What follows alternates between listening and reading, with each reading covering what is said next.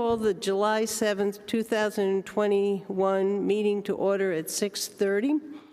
Mr. Town Manager, do we have need for non-public? Madam Chairperson, we do. RSA 91A, 3, Roman numeral 2, lowercase e, pending litigation. Thank you. First item on the agenda, consideration of the minutes of June 16th, 2021. Does anybody have any changes or corrections? Hearing none, I have one. I would like to have the CIP guidelines attached to this set of minutes, so if anybody ever looked back and wanted to see them, they'd have them. Other than that, I don't have any changes. Can I have a motion to accept as amended? So moved. Second. All those in favor? Aye. Aye. Opposed? Okay. The next item on the agenda, public hearings. I'll open up the first public hearing.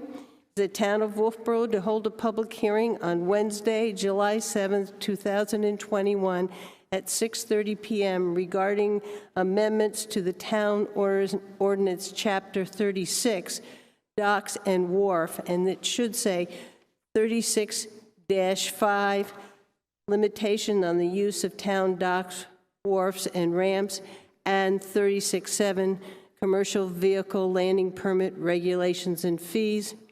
The board will discuss the following amendments: location of the municipal electric boat, an additional dock space for 10 minutes loading and unloading, creation of a commercial vehicle space at the public docks, 20 minutes to be shared with the current 10-minute loading and unloading space, and increased dock fee for commercial use of the Libby Museum ramp. I'd like to open up that public hearing. Mr. Town Manager, are you going to introduce this? Yeah, so we've gone through a lot of the ordinance. We've made some recommended changes.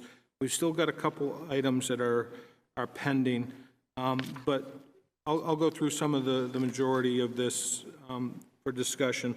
One of the things that we did is we attached a map specific to the dockside docks. In the ordinance, the way it's currently worded, it gets confusing when it gets into the commercial docks versus the recreational docks. So we labeled the recreational docks A through G, and then we labeled the commercial docks, commercial dock 1 and 2, to try and alleviate any further confusion going forward. We utilized the A dock being the dock, I guess it would be southerly, and worked our way up to G to the dock at the Dockside Restaurant, which is in line with the renovations which are taking place on the docks now.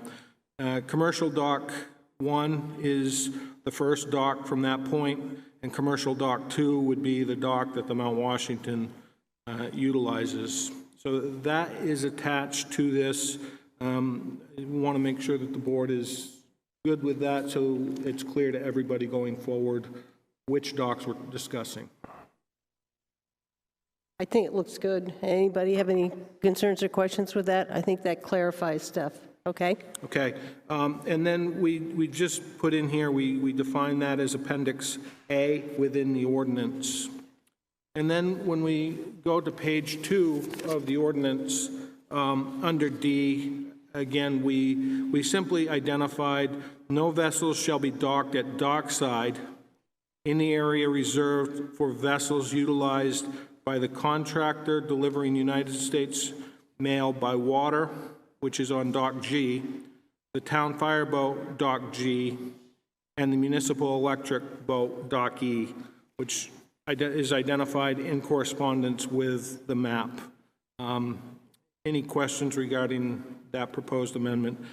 Previously, it didn't identify specifically where the docks were. It just said fireboat location and that the mailboat location. That was it.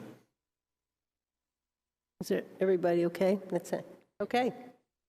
And then under F, again, we just put in there a reference to Appendix A, which is the map, and removed Dock A and Dock B for commercial vessels, which was part of that confusion that we were running into. So Dock A and Dock B have been removed from this, and it outlines that dockside shown in Appendix A. Okay? Under H, the area opposite of the dockside docks where the fireboat is located, Dock G, and where the municipal electric boat is located, Dock E, shall be designated as an area for loading and unloading passengers, provided, however, that potential loading would not exceed 10 minutes. The Dock G is in addition to what we, the Dock E is in addition to what we had discussed previously. Previously, it was exclusively Dock E, and we discussed having another 10-minute loading, unloading space, and that is recognized here in H. Any questions? Yes, on that is, we've got G, I'm comfortable, that's where the fireboat is. The municipal boat is on Dock E. I thought it was on Dock F. You're correct, it's on F. So we're going to change I'll E make to that F. to Okay. F. Is everybody okay in agreement with that? All righty. Good. An item that has been brought to my attention today, and this is something that we'll have to work with going forward, boat trailer parking is really becoming quite an issue in town. We're receiving calls on a regular basis, people looking for places to park their boat trailers. So this is something that we'll probably have to continue watching going forward. Jim, so what you're telling us, that all the boat trailer parking down at the Glendon Street parking lot is being filled up? So that's what we're doing. We're referring the people to that location at this point, but there is still a significant number of people who are calling, asking, and we anticipate it being a problem going forward. The other issue that we have in this is it doesn't give a time frame for the Glendon Street parking lot usage. And I didn't know if going forward that was a discussion that we should have, whether or not we should have a time limit for how long they should be parking at that Glendon Street area, or is it open-ended? The trailer parking? Yes. Okay. We do also have a parking area over at Pop Whalen. Yep. For those people who want to leave it for a longer period of time. So we may want to be clear on who parks down in the Glendon and who needs to take the trailer and leave it out at Pop Whalen. Yeah, so that was a conversation that Christine and I had this morning. One of the problems that she's observing is, and a couple of the phone calls we've taken, the ordinance actually reads for island residents to utilize that space, but it's other people who are looking to use that, people who actually are on the land, but they don't have any place to be able to put their trailers. We're working through that with those individuals now, but it seems like it's becoming more and more problematic as we're going through the summer. Are we talking about trailers while they're using their boat in the lake and coming back? Or are we talking about people who want to leave it 3 or 4 days and don't want to pay for a space or have a space to put their trailer? The ones we're talking about are people who are coming here for a couple of weeks, staying, and they're taking their trailers back with them with their boats, and they have no place to put their trailer. Where should they keep their trailer? Under our current, we have rules and regulations where they should put them now. Should they be on Glendon or should they be at? So we're really dealing with it on a case-by-case basis at this point. The other problem is, you know, if all of a sudden this project for Pop Whalen passes next year, we are going to have a difficult time with staging boat trailers with the possibility of that construction going forward. Also, if that facility becomes a true year-round facility, we may end up having parking issues for trailers at that location. So that's why we're going to keep an eye on it. Christine and I have had a conversation this morning about it and try and figure out a better mousetrap going forward. I think Brian and I have talked about it, and I've talked to Dave Ford. We have a space the other side of the wastewater treatment plant we may want to take a look at it's another open space we have, which Yes, we and wouldn't have. I think that's a very good spot for those. It's a lot easier for people who are trying to launch in the downtown area to be able to park their trailers and get them in a timely fashion if need be. So you'll come forward with some new wording on Yeah, this? yeah, Christine and I are continuing to work through that, so. Jim, what about the space up on North Main Street? The The vacant old lot? water tower spot. Right now, I think that's pretty heavily staged by the people doing the work for the municipal electric department, the phase conversion. Yeah. When will they be completed with that project? I would say probably within, before next summer. I think the question becomes the visibility for the angle of departure out of there for somebody bringing in or leaving with a large trailer. But that is definitely a place we can look at. Any other comments from the board? Okay, we can go on. Okay. Oh, one more, sorry. The lot down on Glendon Street, I've had a couple people tell me that it's difficult to get a boat trailer in and out of there because when cars are parked across from it, from that dirt area on the side, it's very hard to make the corner with your trailer connected to your car. And then once you're in, if a car and a trailer are on both sides of you, it's impossible to get out if there's cars parked across from you. They have to pull out their car a few feet, unhook their trailer, pull their truck or car out into the middle of the lot, then hand wheel the trailer out, reconnect it, and then pull on their way. So I've had a couple people suggest maybe if we angled the spots, you wouldn't lose a spot potentially, and it would make it easier for people to back in and out. It might make it so more people put their trailers and cars and leave them there out of the way if it's easier to park. Okay. We can look into that as well. Okay. Angled parking at Glendon Street. Any other comments or questions? All righty, we can move on. Moving on to page 5, number 2. We took out the easterlymost public dock at the public dock complex. This is relative to people who can't make it under the bridge, island residents for docking, and we just made it Dock A to reflect the matrix in the appendix for the map. Under O, this is one of the bigger changes regarding commercial use. With the exception of the ramp and dock at the Libby Museum, there shall be no docking, loading, or unloading commercial barges at any town dock, wharf, landing, or right-of-way owned by or under the control of the town of Wolfeboro. We simply changed it. No commercial loading, unloading of barges may occur at the town docks, wharfs, landing under control of the town of Wolfeboro except the Libby dock and ramp, period.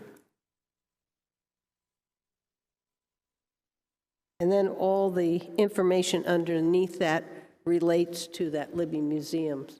Correct. So I thought it looked better. Anybody have any questions or comments about that? All righty. And then when you go on to page 6, there's a lot of question regarding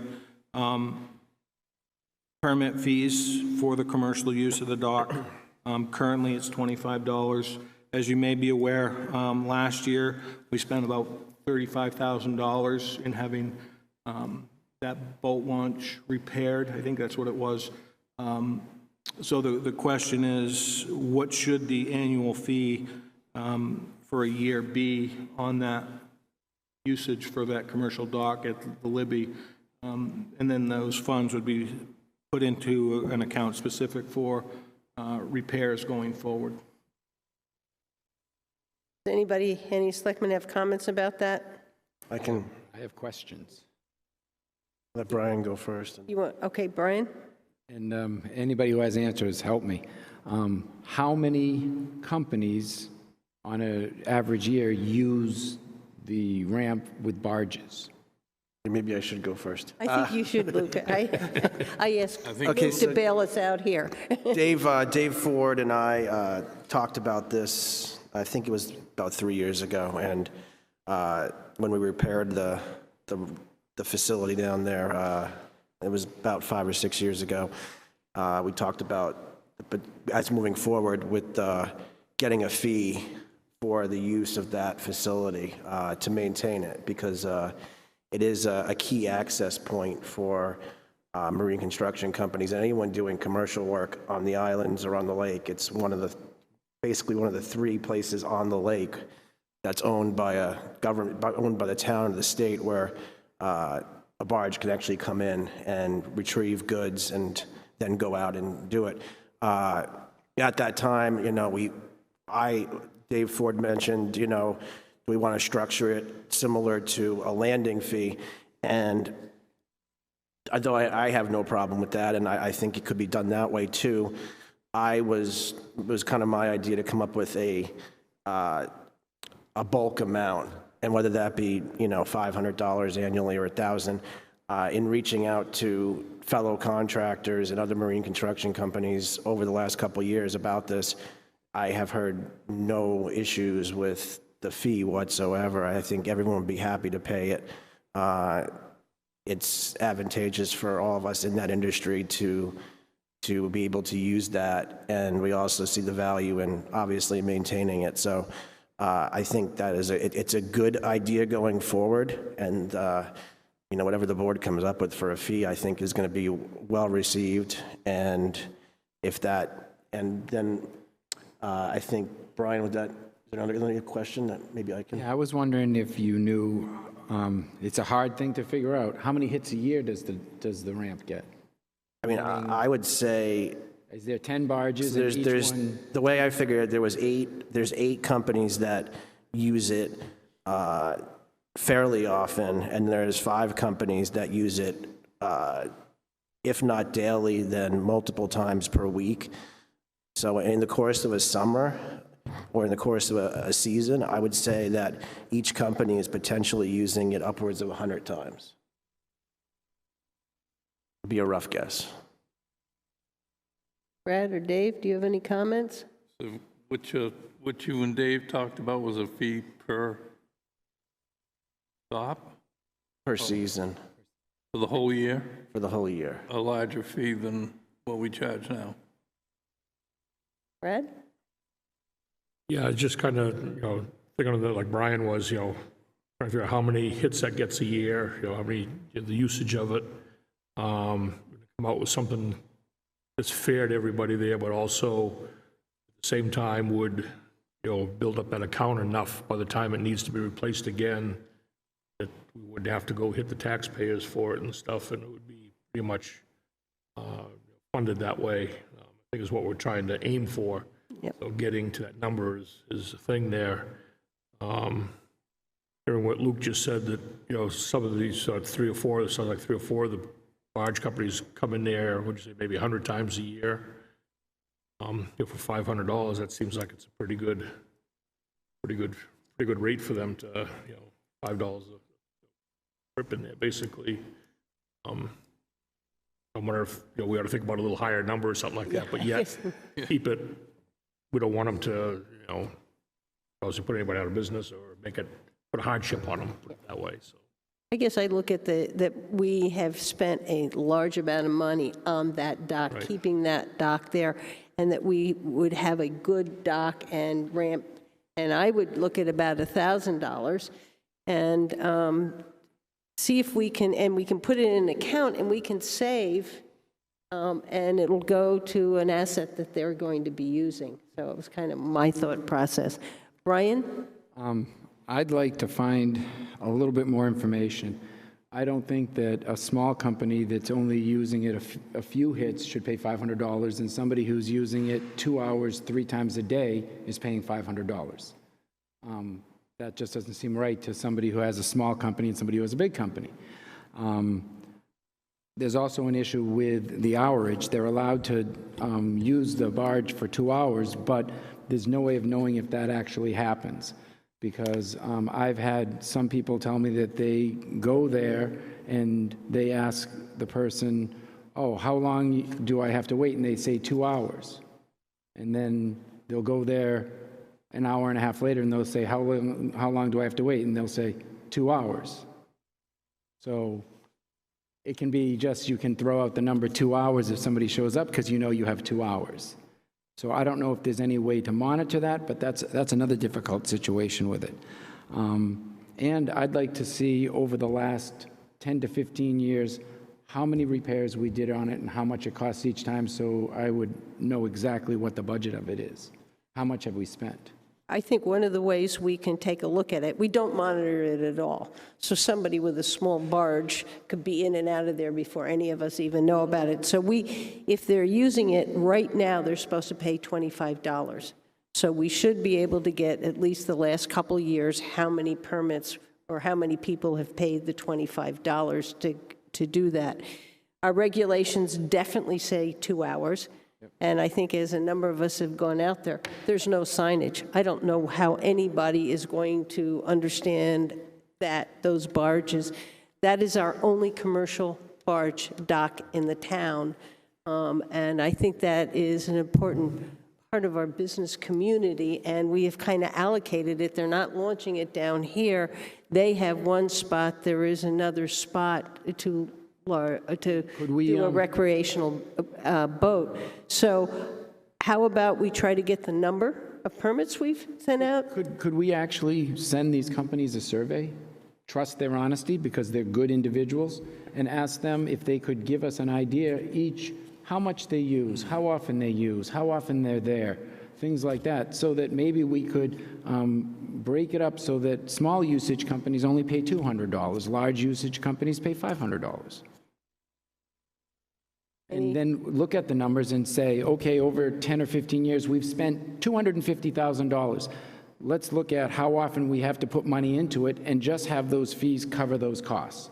We don't want them to be short. We don't want them to be too much. If we just put this last year, $35,000, if I heard Jim right. I think that's what the number Okay, was. and there was I heard not 3 years ago we did 50,000 in it too. Well, I think there is, 1 year we did 10, and you had another figure. So in 2015, it was 10,000 to redo it, and then this past year, it was 12. I think the figure you're thinking of, Jim, is included all the stonework that was done along the adjacent landscape there too, that Belknap came in and did.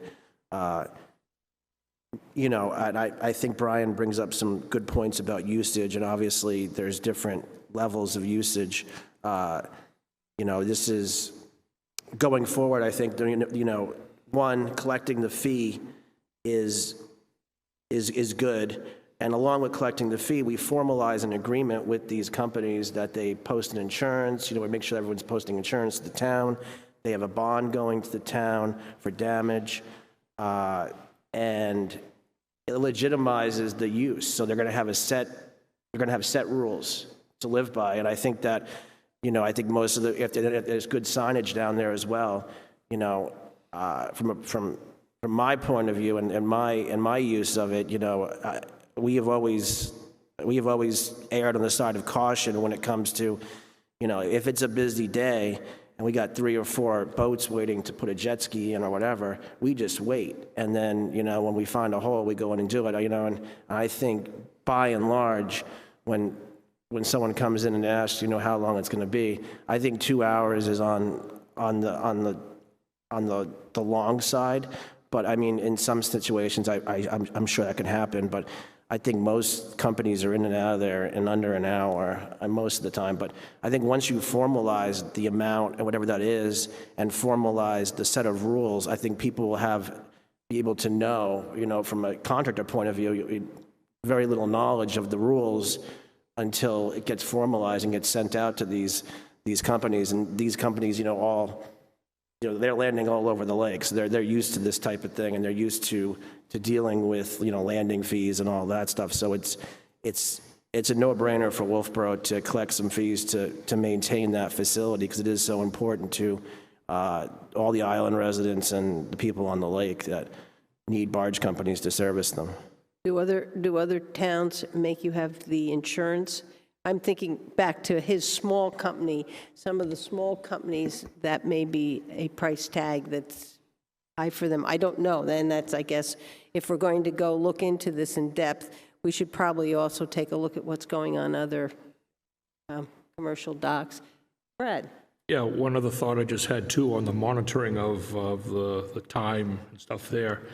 I think you find in the summertime, obviously it's when it's busy there, you're going to find that the people using it are going to kind of be monitoring it themselves. I mean, if you have somebody pull up there with a boat and there's a barge there and they say, okay, it's going to be an hour or whatever there, I'd be willing to bet that that person isn't going to go off in his car, or truck with a boat and trailer to the back of it, just go right around for an hour and come back. They're not going to want to lose their spot in line there.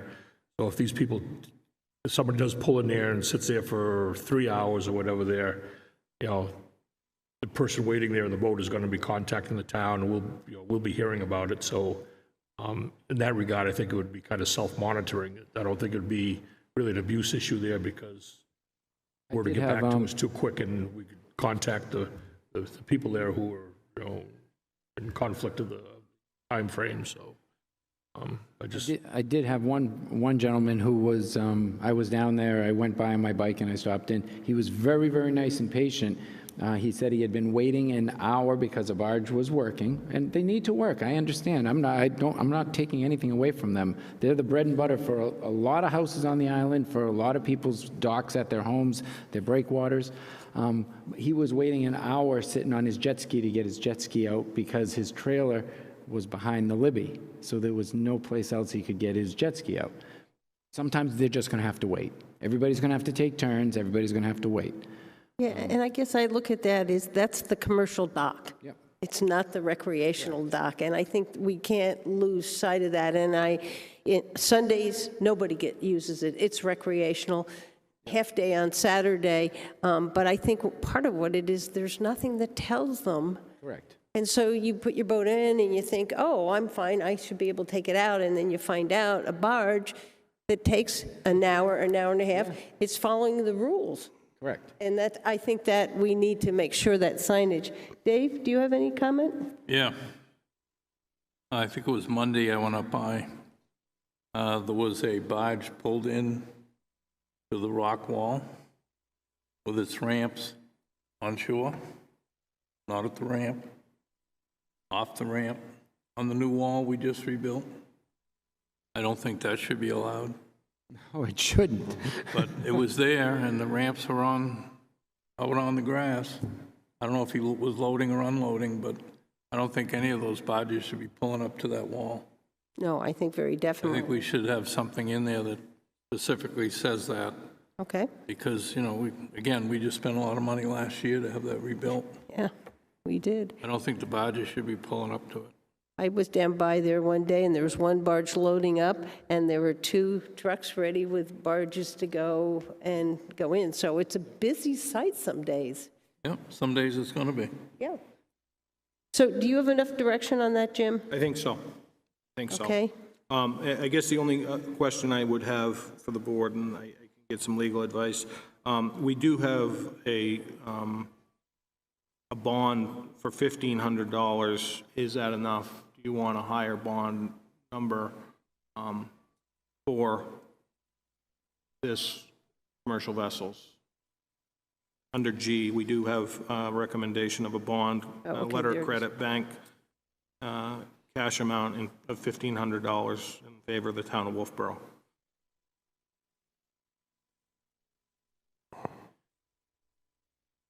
And we Most of them are insured anyways, so that would cover our deductible, so I would think that would be Okay. sufficient. I think it's enough. Okay.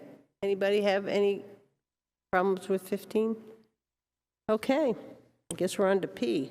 So this is where the big changes come into play under P. This is about allowing a second commercial dock space utilizing the recreational dock area.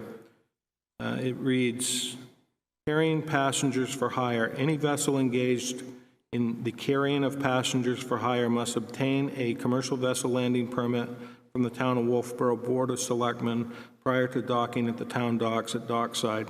All vessels engaged in the carrying of passengers for hire must use the commercial dock slip except where otherwise provided. Section 1. The Wolfeboro Board of Selectmen may grant a commercial vessel landing permit for the 10-minute dock space directly opposite the fireboat location on Dock G. A.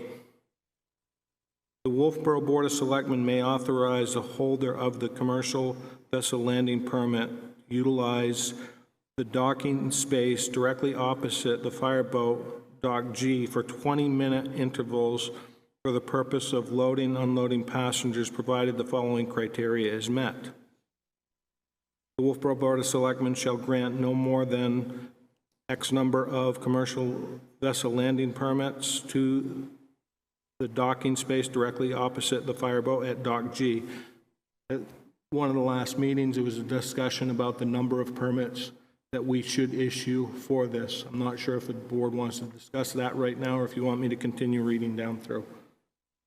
Do we want to get a general consensus, or do you, as he goes through the different points, because later on we're going to be talking about length, do we want to put a number on the number of boats that we would, once we establish this, that can come in and load? I guess we are kind of talking it looking like the hawkers and peddlers. We have 4. You know, we have 2 that we thought were going to land at the regular commercial dock, and they cannot because they weren't able to find a way to get from their boat up to where, from the Mount Washington spot, they needed something lower. So does anybody have any number in their mind or want to give any direction to Jim here? I was thinking 4 was the number that was in my head, and and then thinking through the other aspects of this. Most of the boats that are going to be one of the boats in question is a ski boat. So we're talking about width no greater than 10'6". Even a large pontoon boat like the mail boat or boats similar, the beam on those upwards of 10'6". That would be sufficient for any size boat to get in there. Length, I also thought no more than 30 feet. Most ski boats and most pontoons are under that. They're in the 26, 28 foot range, but occasionally, you have boats that are a little bit bigger. And I personally thought no more than 10 people, because I think then you're going to be building a line of people waiting to get on one of these boats at that location. And it's it could already be a busy enough location during a weekend if someone's pulling in there. And if you have 10 people standing there or more than 10 people standing there, you're going to be taking up a lot of space. Those are my thoughts. I was able to get the dimensions as far as the length on the existing boats that come in, those smaller boats. They're 22, 26, and 28 feet, so 30 seems to be the good cutoff number. Does anybody else have any input for this section, or we're really looking at the number of boats? I'm comfortable with 4. And then if we come to 4, I think we have to look at how we're going to give those out year after year, whether we go to the model of the hawkers and peddlers, where if you have a space and you still want to renew it by a certain date, or do we want it first come, first serve every year to be fair to everybody? So we're going to still need to do some more definition of of that number and how we're going to decide on that. Does anybody else have any other? Brian? I believe that the people, the businesses that are using them are going to rely on them every year. And just like the peddlers and the hawkers, they need to know that their space is available for them for the next year. That's their business, that's their income.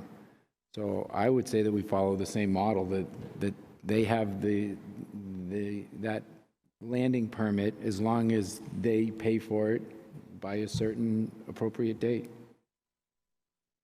Anybody else have any comment on that? I have no problem with that model. We can model it after our hawkers and peddlers, which it does give them continuity. Alrighty, Jim, you want to go on? Yeah, so I'll continue reading down through here. The purpose of the vessel is for carrying passengers.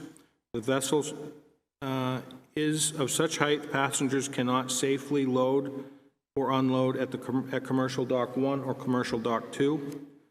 The vessel shall have a width no greater than 10.6.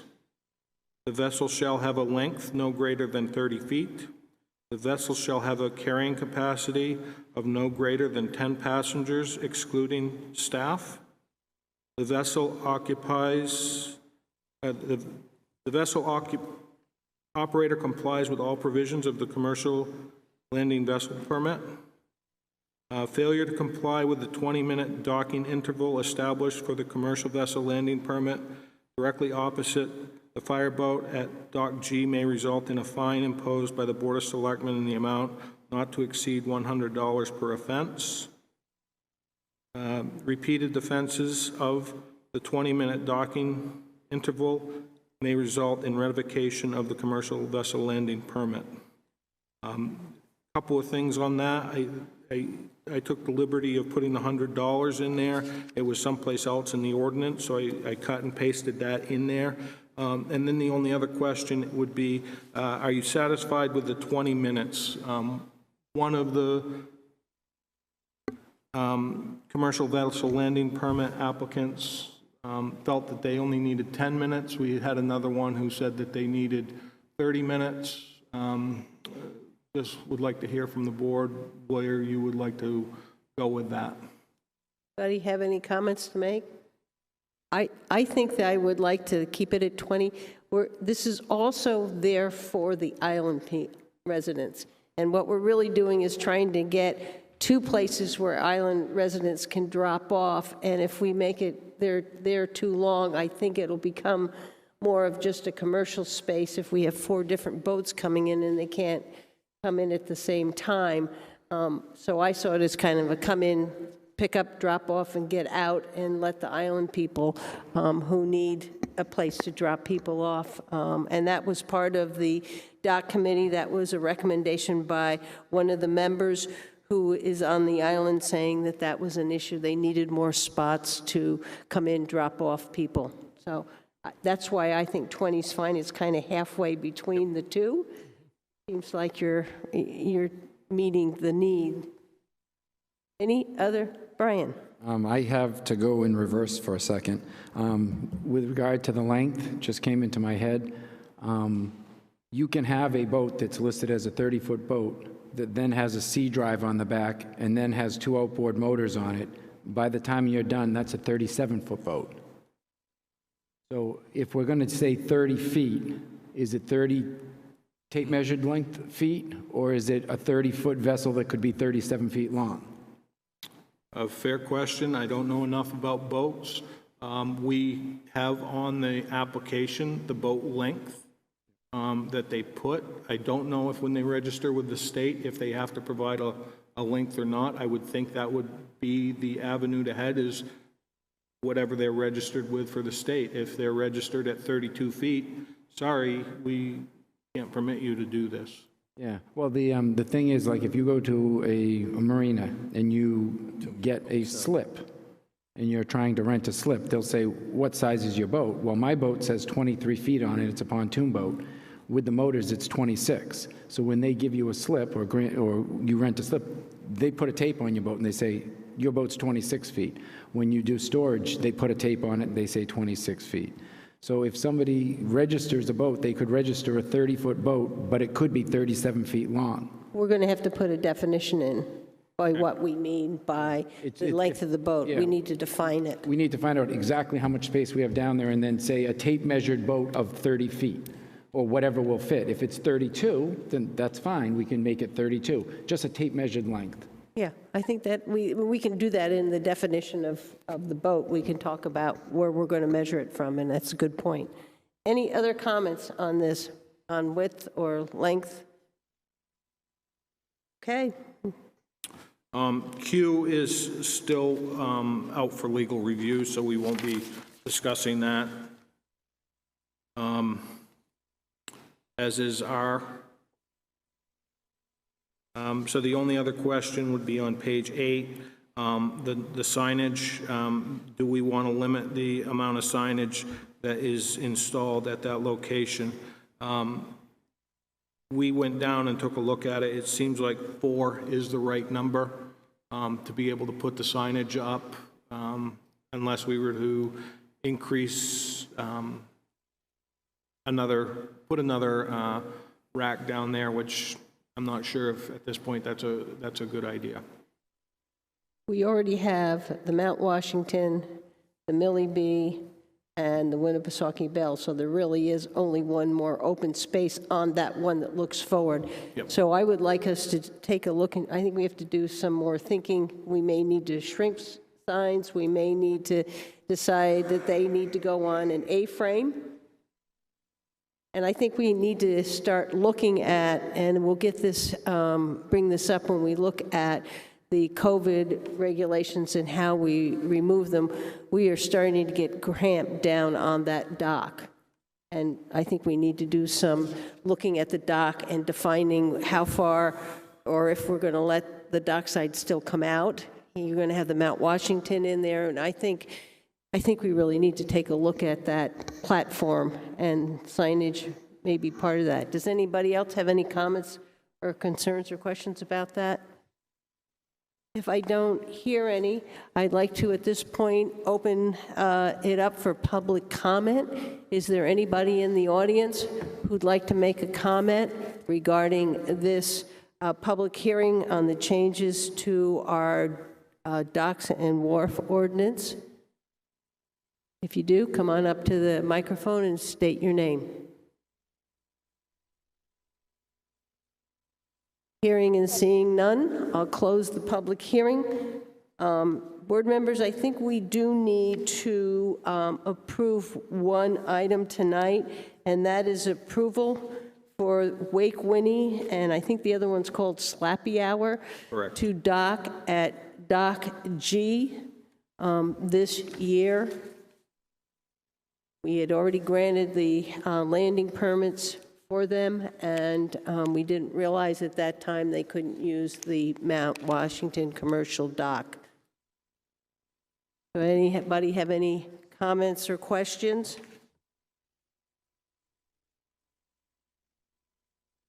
Hey, does somebody want to make a motion? So we're talking about it being the dock, the other side of the fireboat, Yeah. and it is the side of Dock G closest to the Mount Washington landing dock. Everybody agree that's where it is? Yep. Okay. Just make that a motion. I did just make that motion. second that. You just seconded it. Thank you. Is there any further discussion? Hearing none. All those in favor? Aye. Opposed? Okay, the motion passed. I'm going to open up the next public hearing. The next public hearing is the Wolfeboro Board of Selectmen to consider a temporary event permit for Josiah Jeremy Beach to host a mountain bike race at Abenaki on the trails on July 24th, 2021, from 8 a.m. to 6 p.m. Is there anybody here to speak to this event? Come on up to the microphone. State your name. My name is Jeremiah Beach. You want to explain a little bit about what you're going to do here? And one of the question is where it's going to go. Is it going to go in the public right-of-way, or is it on other land? I'm not sure what the designation is as far as the public right-of-way or other land. I went over the venue with Andrew Lester from the Single Track Club here, and what we did is we laid out a course that uses primarily the cross-country ski trails with a few of the single tracks that have been added in there. It's approximately a 4-mile loop that begins and ends at the base area, the ski area. So the event is a cross-country mountain bike race. We currently have 6 races that we promote throughout the summer. Most of them are in the Mount Washington Valley, and we had some interest in bringing a race down here, so that's why we're here. So you answered my question. It's going to be on the trails, not on roads and stuff. Correct, yeah. Yes. Yep. Like I said, I'm not familiar with what is a public right-of-way Yeah, there yep. versus a trail, so Yep. I'm assuming they're all trails. That answers the question. Okay. Okay. Is there anybody else in the audience who'd like to speak to this event? Hearing none, I'll close the public hearing. Board members, anybody have any questions or concerns? Hearing none, can I have a motion? I can make the motion to issue a temporary event permit to Jeremiah Beach to host a mountain bike race at Abenaki on the trails on July 24th, 2021, from 8 a.m. to 6 p.m. Do I have a second? Second. Any further discussion? Hearing none, all those in favor? Aye. Opposed? You have your permit. Thank you. Righty. The next public hearing is the Wolfeboro Board of Selectmen to consider a temporary event permit for the Church United Free Church, Calvary Church, Melvin Village Community Church, First Congregational Church of Ossipee, Wolfeboro Bible Church to host a concert, game, and food in Cape Park on August 6, 2021, from 5:30 p.m. to 8:30 p.m. Is there anybody in the audience who would like to speak to this event?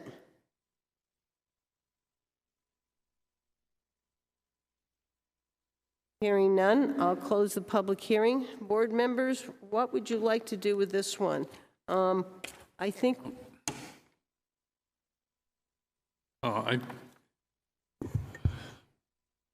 think that myself anyway, Cape Park may not be the right venue for this particular event. I think it would be better suited at Foss Field or even up at the ski area. I don't like the idea personally of food, and I don't know what kind of games. I didn't see that really written down here. But I think there could be a better venue than Cape Park for this particular event. That's my feeling. does anybody else, any board members have any comments? Brian? Yeah, I had a couple of things with it. One, Calvary does have a great venue area there. I wish they were here so I could ask them why they chose Cape Park instead of the venue that they always use. That was the first thing. The second thing is it's kind of a semi-private event.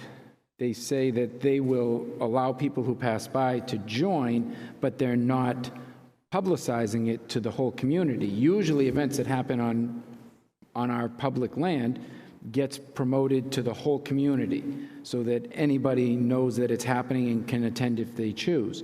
So it creates a kind of a issue for me where I'm like, when are there going to be other semi-private events at Cape Park? Is somebody going to have a wedding reception there? Is somebody going to have, you know what I mean? Something. But we do allow weddings there, and we do make it clear to them that that park is still open to the public.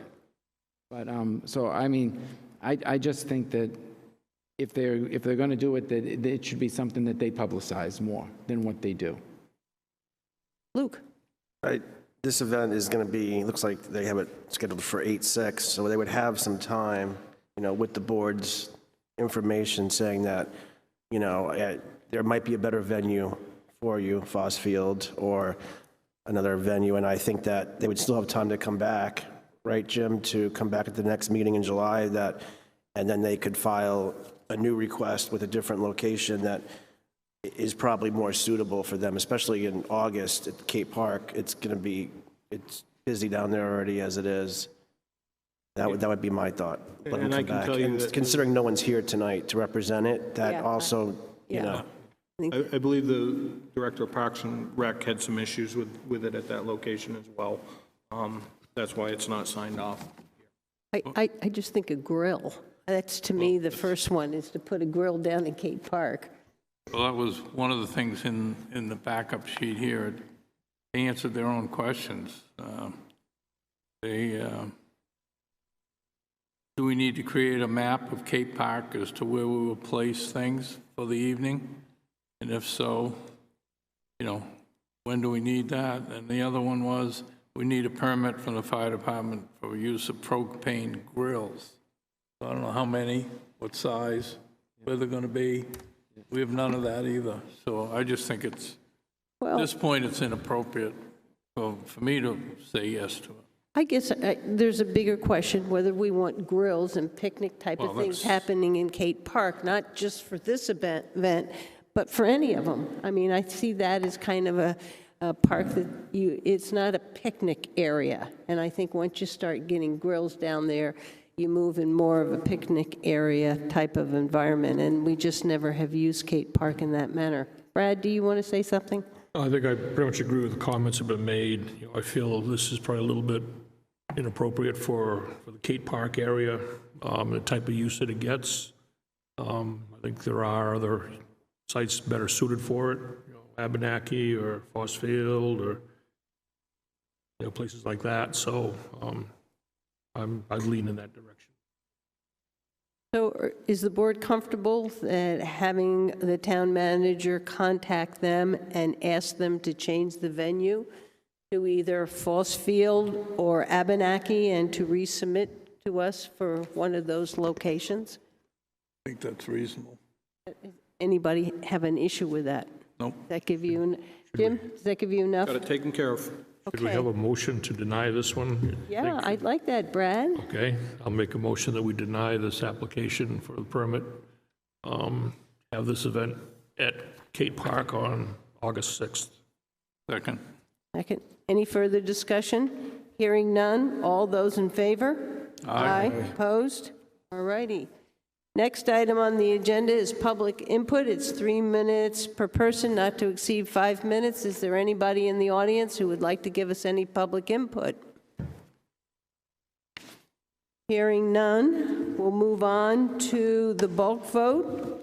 We have the weekly manifest. We have one payment, which was for $1,233,132.80.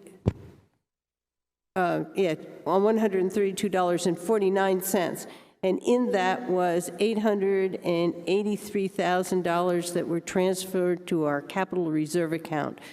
The next week, it was $118,350.62. We have property tax abatements, intent to cut, yield tax warrants, the State of New Hampshire Revenue Annual PA 28 Inventory of Tax Property Form, and the town is not using that form, and there's a raffle permit for the Friends of the Wolfeboro Library Summer Raffle. Is there anybody who has any questions with any of those items? Seeing and hearing none, can I have a motion? I'll move to approve the bulk vote items A through F. Second. Okay. Any further discussion? Hearing none. All those in favor?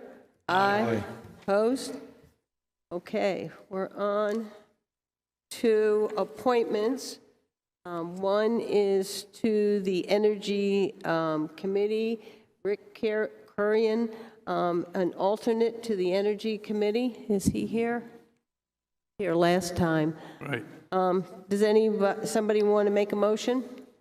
I'll move to appoint Rick Corian as an alternate to the Energy Committee for a term to expire in March 2024.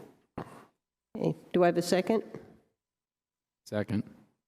Any further discussion? Hearing none. All those in favor? Aye. Opposed? Okay, the next appointment is Mark Lush as an alternate to the Heritage Commission. Mark here. Oh, I'm not Mark Lush. I, I'm here to mention that Mark is joining us from the Wolfeboro Historical Society to continue effective liaison with the Wolfeboro Heritage Commission, so he's agreed to join us as we go forward, so. thank you, and that was Ann Blodgett, not Mark Lush. I just need to do that for the record for the secretary. And Blodgett, yeah, so if you have any questions, let me know, but I think everybody knows him.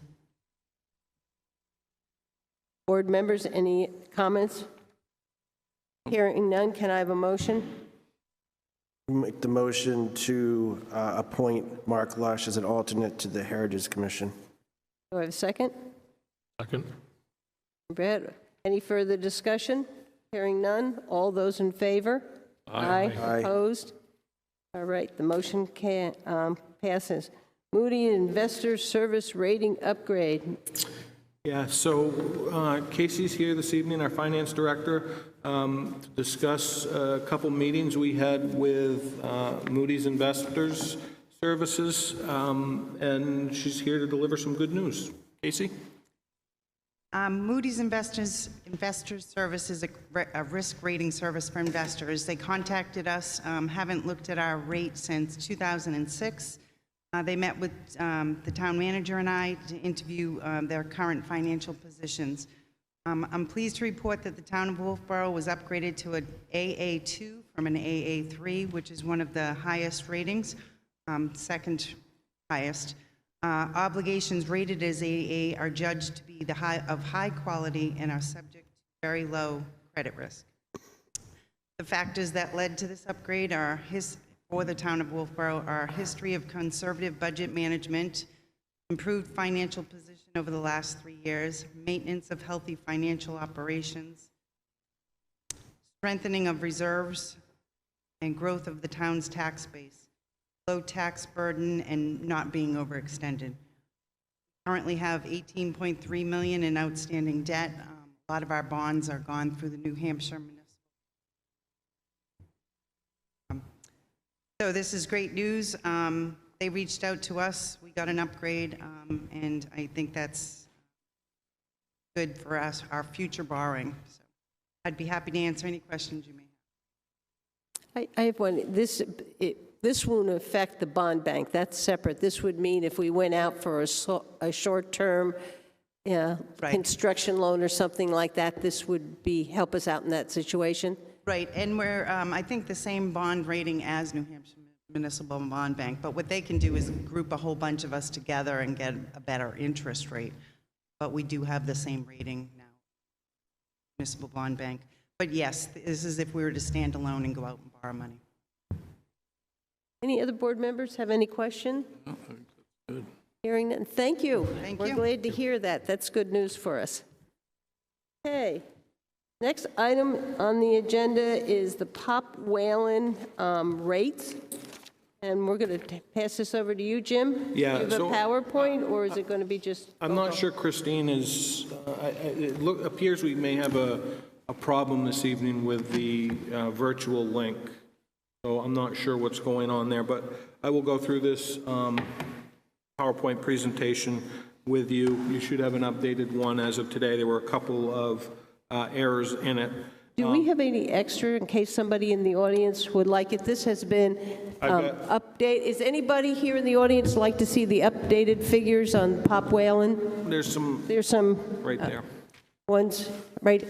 Is that the new one? That is the new one. Okay, okay. Oh, that's my bad one. No, that's his bad one. Yeah.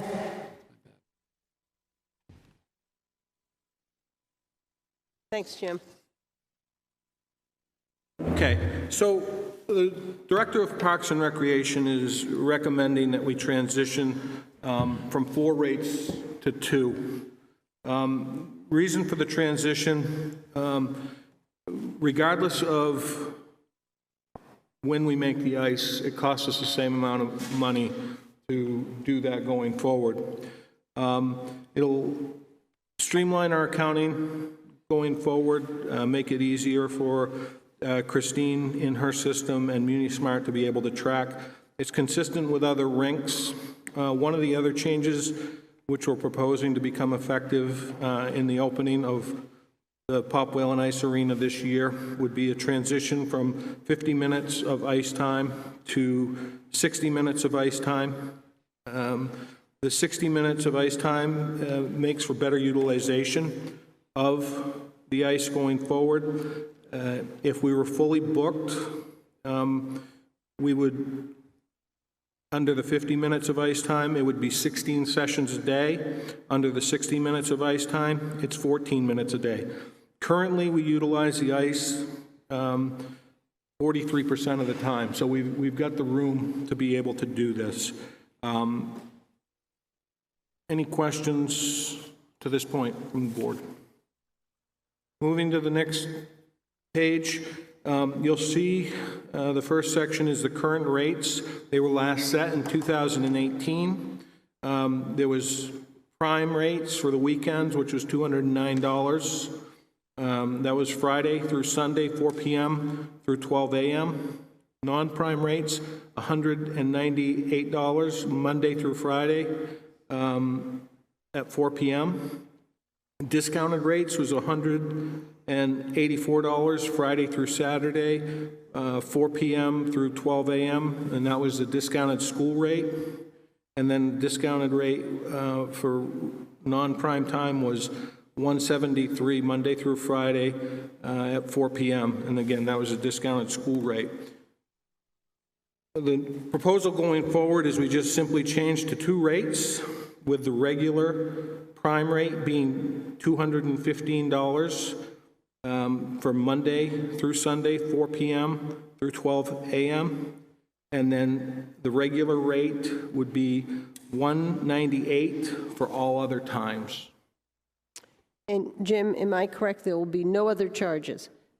Not for groups coming in to utilize the ice time, correct? You know, people come in to individually skate. Christine has her fees for that of $6 or whatever it is, but this is for groups coming in to utilize it for hockey. Hurling, hockey, Yep. she-wolves, all of them. This is Yep. for the full 60 minutes, no added time on the back. Correct. The next slide is a rate comparison done in January of 2020. It shows the rate times for arenas throughout the area. It also shows the amount of ice time, whether it's 60 or 50 minutes. As you can see, there are very few arenas that utilize the 50-minute model. So going to that 60-minute model would make sense. As for the municipalities, the municipal ranks, the average hour rate time is at 60 minutes is $292. So at our rate that we're proposing, we're still under some of the other arenas. Moving to the next page, this looks at the expenses of Pop Whale and Ice Arena from 2018 through 2021. We are also utilizing, just for forecasting, we're assuming 2022 and 2023 budgets. Obviously, we know there will be some changes. When you look at the 100, 200 series, there was a change in there due to change in staffing, which had an impact on healthcare. And then when you look at Series 300, you'll see some significant changes there in 2020, which was a result of the administrative allocation change. That administrative allocation change made a significant reduction in the funds required in the budget. And then the other good news going forward, we're continuing to have some debt service fall off. 2021, we're looking at $40,922. In 2023, that's going to be dropping to $19,772. We've got some pretty significant debt which is dropping off. Going to the next page, this is assuming revenues. When you look at the yellow highlight, this is going through an estimate for 2022. The town ice time, the time that we budget every year, had a conversation with Christine about that today, and usually that is calculated once she knows what her ice time schedule is. So that's something that would end up being adjusted October-ish when the ice time is set. So if that number remained the same at $100,501, the total estimated revenues coming in with the rate increase of $169,750 would be a total income of $270,251 with an estimated budget of $225,711, which means Pop Whalen theoretically will create $44,000 of additional revenue in 2022. This year for 2021, surprisingly, we are on track to actually make $25,000, just shy of $26,000 on Pop Whalen, if the revenues remain stable, with COVID hopefully going away and getting back to normal operations. And we did not, when we figured these averages, we based them on 2018 and 2019. We dropped 2020 off because we knew it was an abnormal year. It was not good for factoring going forward.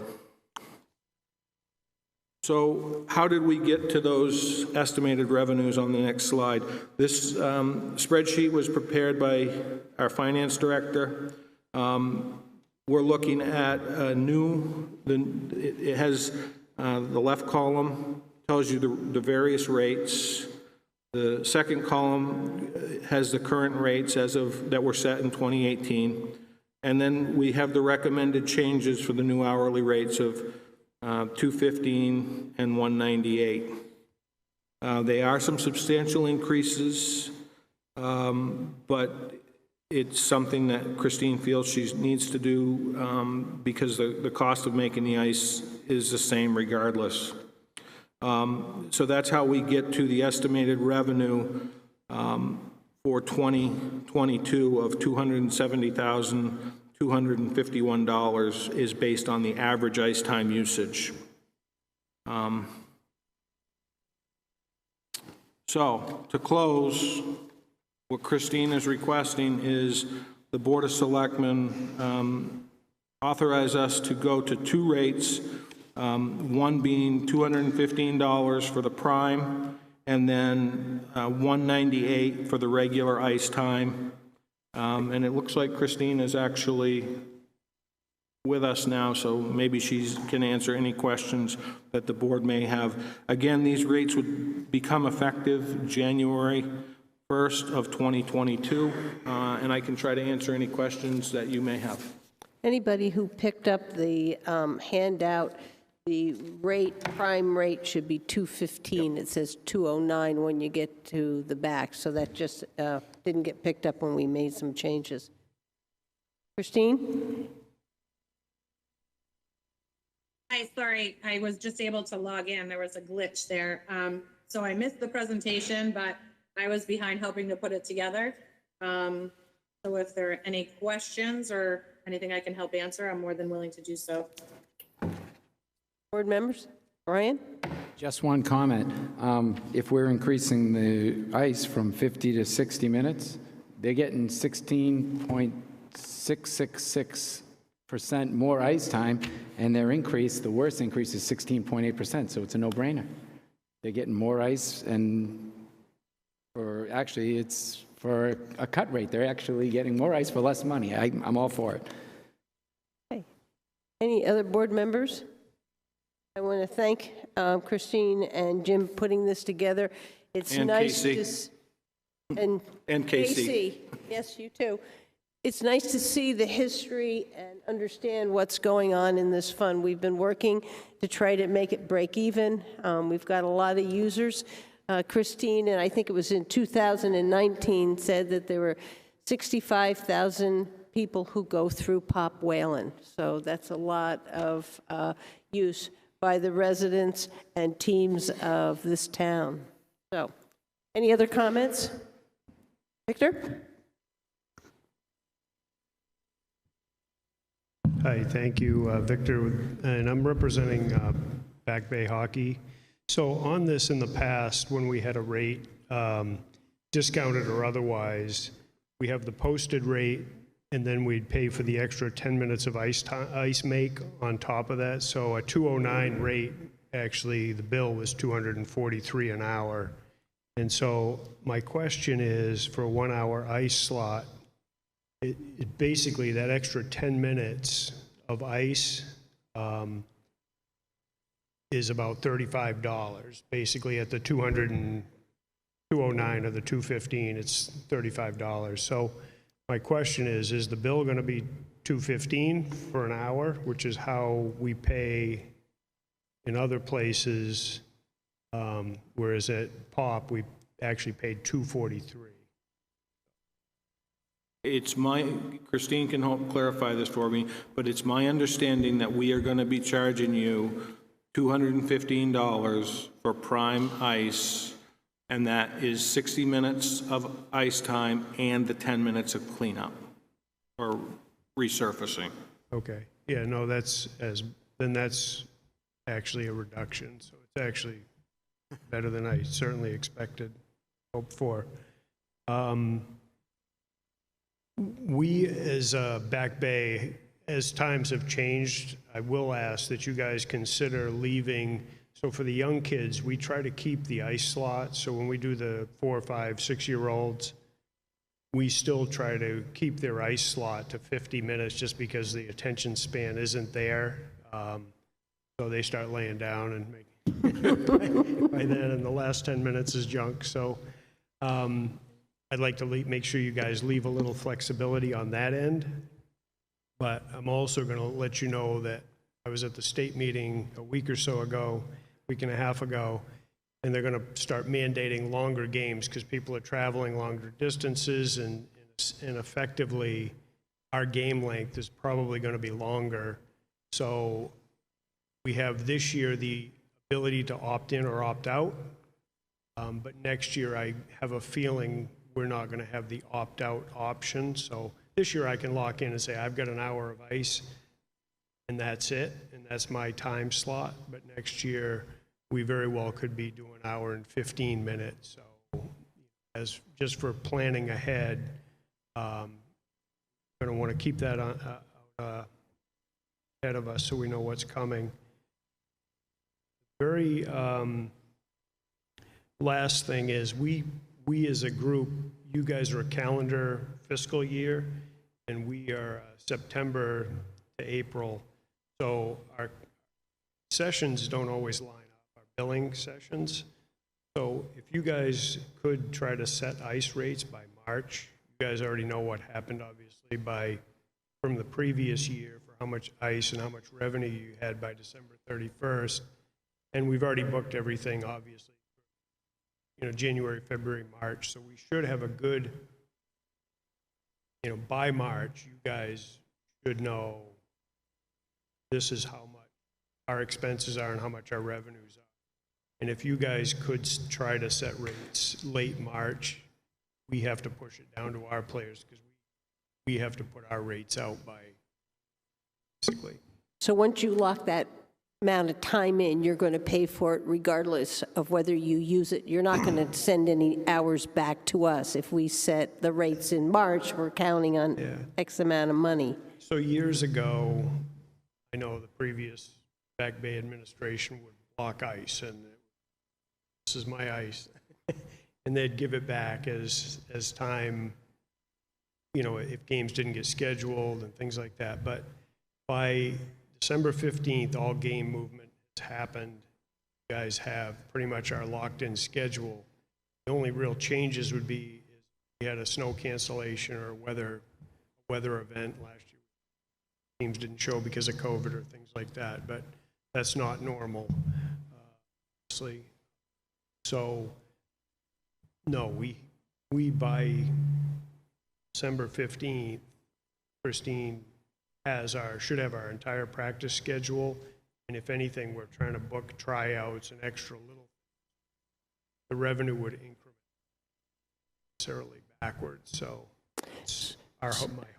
So on January 1, the town will know what you're going to need through March, and September to December of that whole, you'll have the whole year, even though it's two different hockey seasons. Right. Okay. Well, for you, it's 2. For me, it's 1.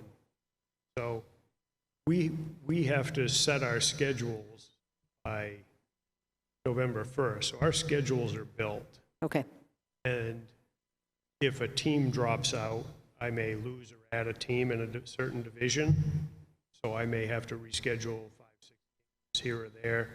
So we do leave open time. So we do hoard some time. I'm not trying to pull the wool over your eyes. We do hold some time, and then as those games get scheduled, we'll give it back. But there is a point when the state locks it down and we can't change games anymore, except for weather. We do get locked in by the 15th of December. So we just need to be clear when we do that on what your agreement is and what our agreement is, and then we can set the rates, and I think we can do that, hopefully. Well, the prior year's budget should have passed by then, so hopefully we'll know. Yeah. That's it. Thank you guys for your time. Thank you for the work. Thank you, Christine.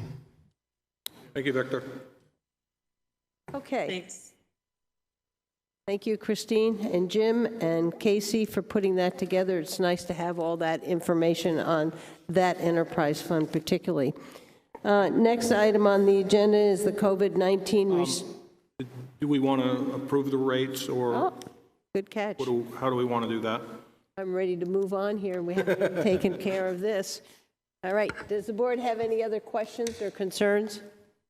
Does somebody want to make a motion? I'll move that we approve the new rates for starting January 2022. The Second. rates would be as presented. Prime rate of $215 and regular rate at $198. I have a second from Brian. Is there any further discussion? Hearing none. All those in favor? Aye. Opposed? All right. Done. Now we can go on to the COVID-19 exemptions. I think since he's here, it just might be nice to recognize young Mr. Druin. Yes. Thanks, Nate. It was a great fireworks show. Yes. Awesome. Thank you. Length overall? Overall. Okay, thank you. Length overall. Okay. In March, the board decided to keep the COVID-19 exemptions in place for this summer. I received a call from Debbie Skelly of Bailey's Bubble informing me that there was concern in town for that business having 3 parking spaces, and they decided that they would no longer use the 3 parking spaces during the day. But they would like the board to continue to allow them to use spaces in the evening, either 1, 2, or 3, and I didn't know what the board's feeling was about the evening parking spaces. I was down there. I mean, there are people all over the place, just all over. Brian? What's the evening? 6, 7? We can set the time. She's been pulling them up, and she was saying through 5. has taken them and allowed anybody to park on it. We can decide whatever time we I want. think 2 spaces looks good, just from what I've seen, and I had a short discussion with her, and I think she'd be happy with 2 spaces. Yeah, I don't have any problem with that either, but I think we ought to set a time, like at 6 o'clock. Seems reasonable. Most stores are closed by then. Well, at least a lot of them are. So I would say 2 spaces after 6. That would be, I think, reasonable to keep going with that. Okay. I'm comfortable with that. I think that, you know, if that's I'll second your motion, Brian. any further discussion, I'll give some further discussion. I think that's reasonable. I want to thank them for sensing out the community and pulling those spaces and allowing the public on their own, and to realize that that was in the best for all businesses down there. So then the other issue is the seasonal parking downtown. We're back to our issue of some of the businesses seem to go down around the railroad station. Mary DeVries is here. Can you explain to the board the letter you sent out from the chamber to the businesses?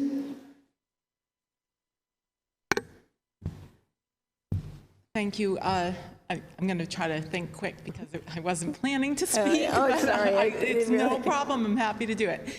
So we have a letter about where to park. It's titled Where Will Your Customers Park? It's more focused on that angle, but we send it out every year.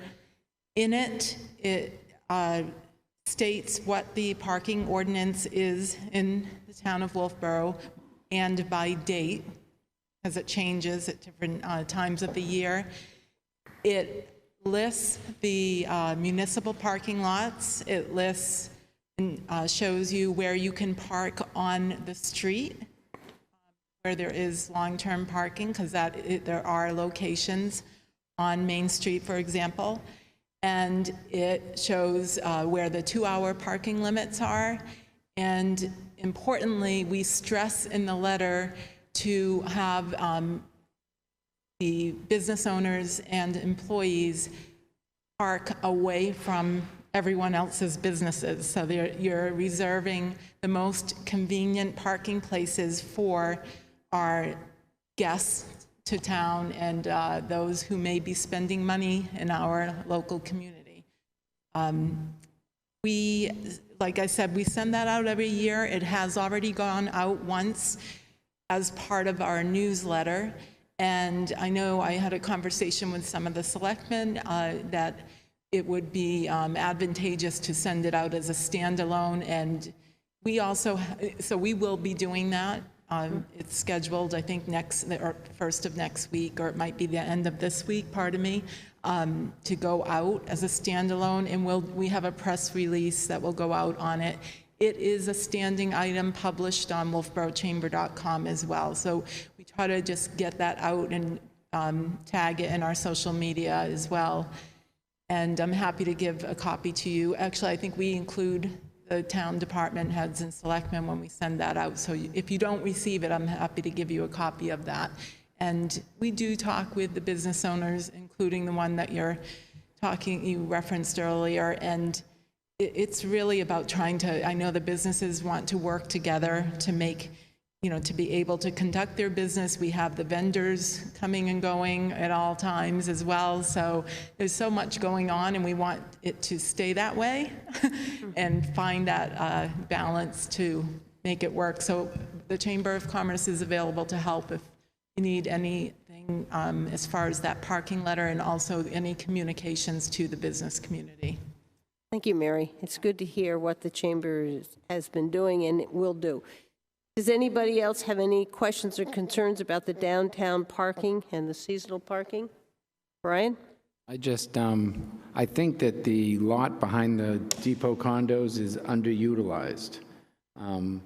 I've gone by there at 11, 12, 1, 2, 3 o'clock on weekend and weekdays and have seen 20 spots at least empty every single time.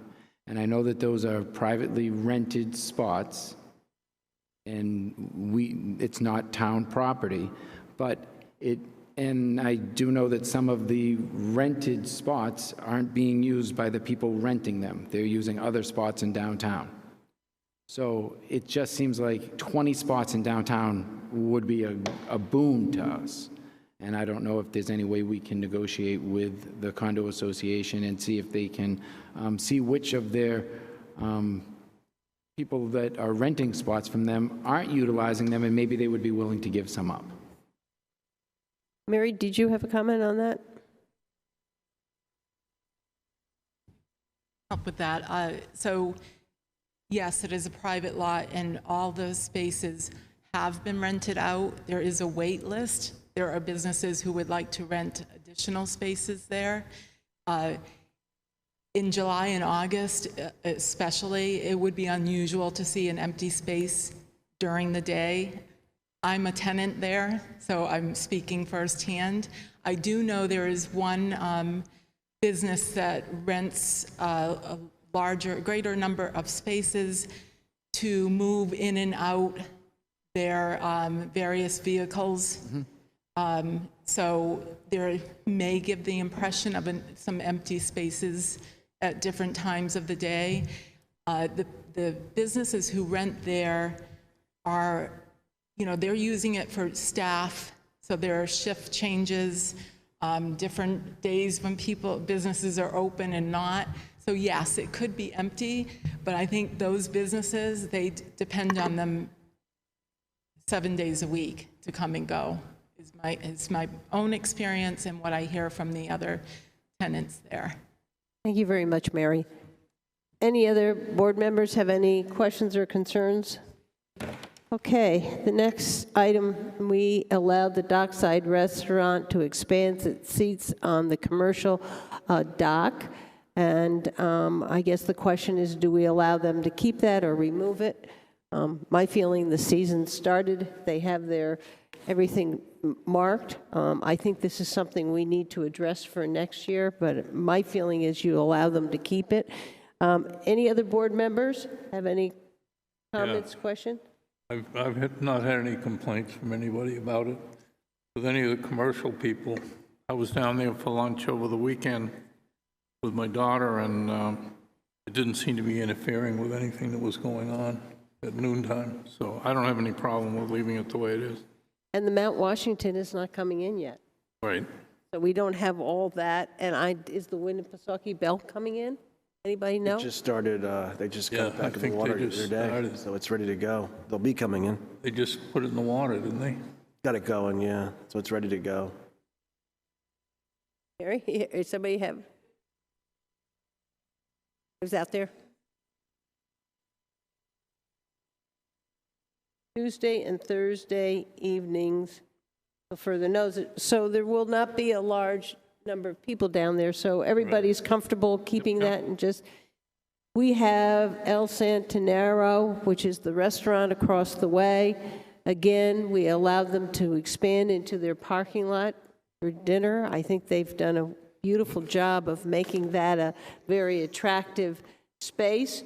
They seem to be able to use the town parking lot, and I'm comfortable keeping it, but I didn't know whether anybody else felt a need. I think that, and I see Tav is here, we can push it back to the planning board, but we may need to look at ordinances and what we're going to do about that before we get into next year. Ready? Burnt Timbers, we're working on an agreement with them.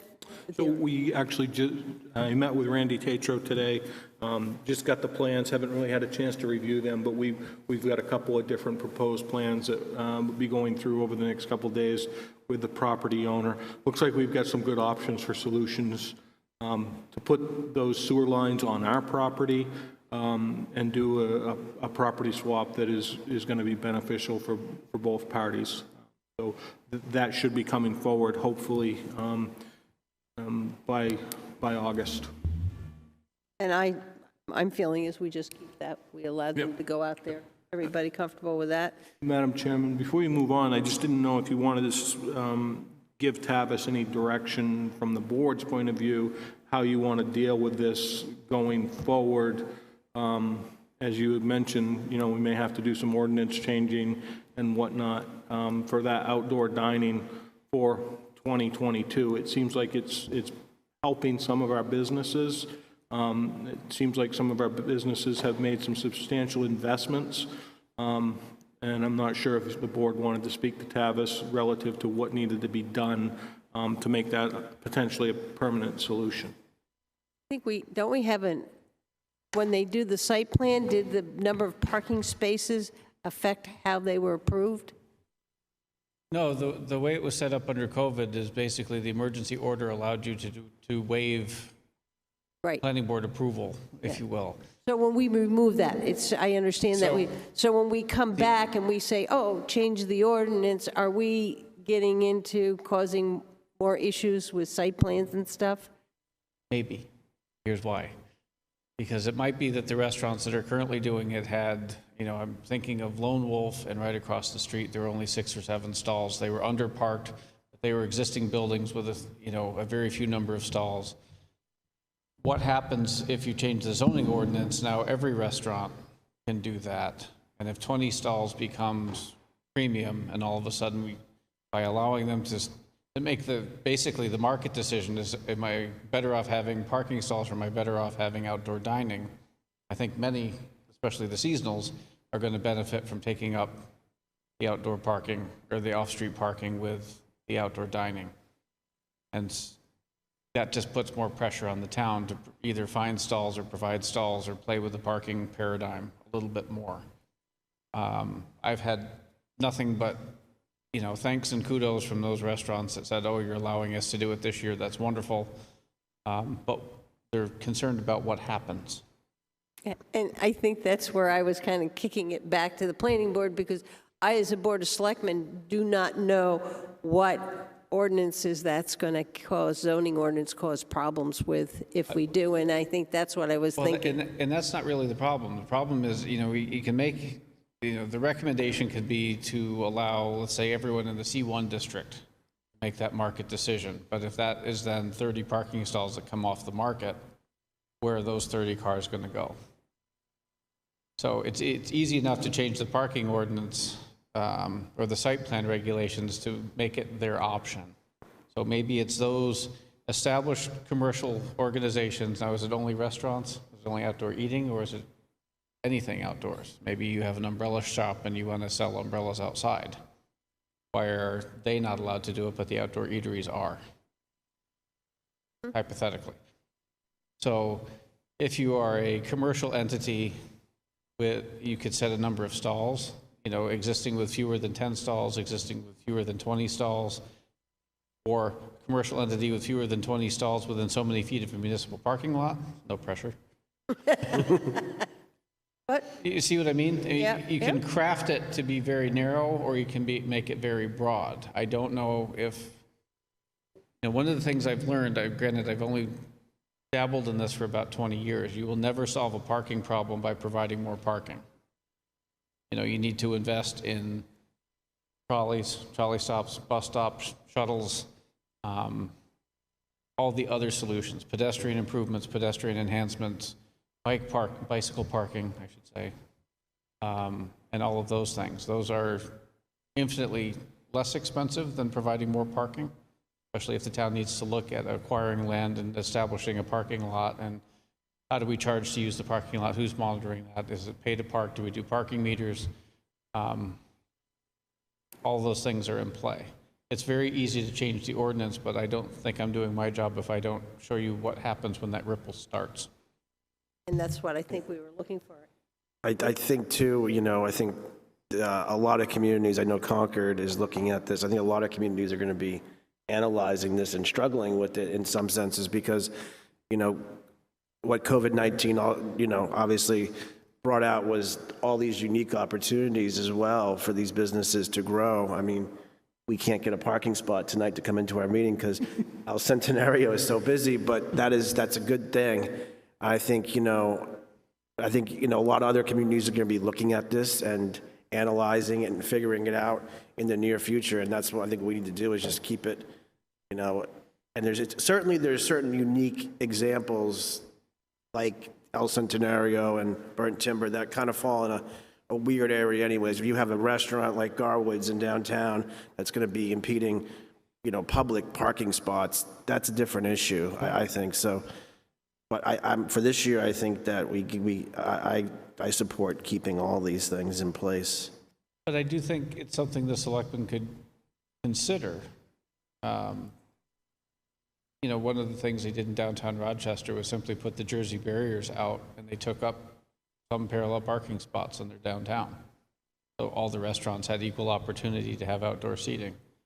Would Wolfeboro be more inviting if there were less cars parked on North and South Main, basically down through the dip here, if there were outdoor venues but no parking?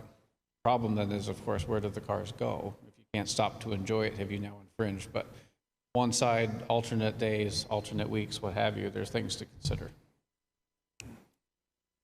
Other board members have any input? I guess I kind of thought maybe the planning board who does all this stuff could give some beginning thoughts to how we might move on.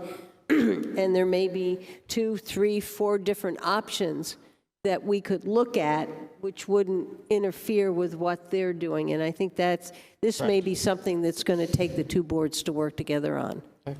Well, if I'm reading the straw poll correctly, I will bring that to the planning board and put it out there. Okay. We'll come back with some options. Thank you, Tavis. Yes, thank you, Tavis. The 5-minute parking spaces, those signs never went out. And I think the word is remove them. They're not there now. Right. Is everybody comfortable with that? Okay. Additional picnic tables around town. One of the things is I found that people are still using them as I drive around. And I think that adds to our downtown and getting people to eat. Some people want to take it out. So is everybody comfortable we keep those in place? Yep. That takes care of that. Item on the agenda is the Heritage Commission Plan NH Charette Barn Preservation Easement, and that is, and you just need to say your name for the record. It was Maggie Steer. And I'm going to start first with the barn easement program, RSA 79D. As you probably know, we have 4 easements in town on barns. And the Heritage Commission, on behalf of the Selectmen, checks in with the owners of those barns annually. This year was an unusual year, obviously, because of COVID. We didn't set a really high bar. We just checked in with people to make sure that nothing really unfortunate had happened, but we certainly understood the lack of capital, the lack of contractors, the lack of affordable materials. So I'll just run through quickly. We visited with Bob Norton and Ruth Sexton, 343 Stoneham Road in January. Their easement expires this year, so we need to make sure they get their renewal application in. Heidi Kogene, 458 Center Street, Winnipesaukee Winery, the 1810 barn. Suzanne Ryan has been the contact for that one, whereas Ann Blodgett was for the Norton Sexton barn. Heidi is doing what she can to keep her business afloat, and the barn has not suffered any unfortunate damage. The Allen Road Realty Building, the former Bittersweet Restaurant at 29 Allen Road. Cindy Melanson has been the contact with the owner there on behalf of the Heritage Commission, and he's been doing what he can, but he's an out-of-town owner. I think we all agree the building looks a little more presentable, the fields are mowed. So again, no red flags on that one. Maggie, weren't there timetable on which he was Yes. to do it? And do you know where he is marching on that timetable? Yes, he's a little bit behind, Linda. I would say he's about a year behind on Okay. that.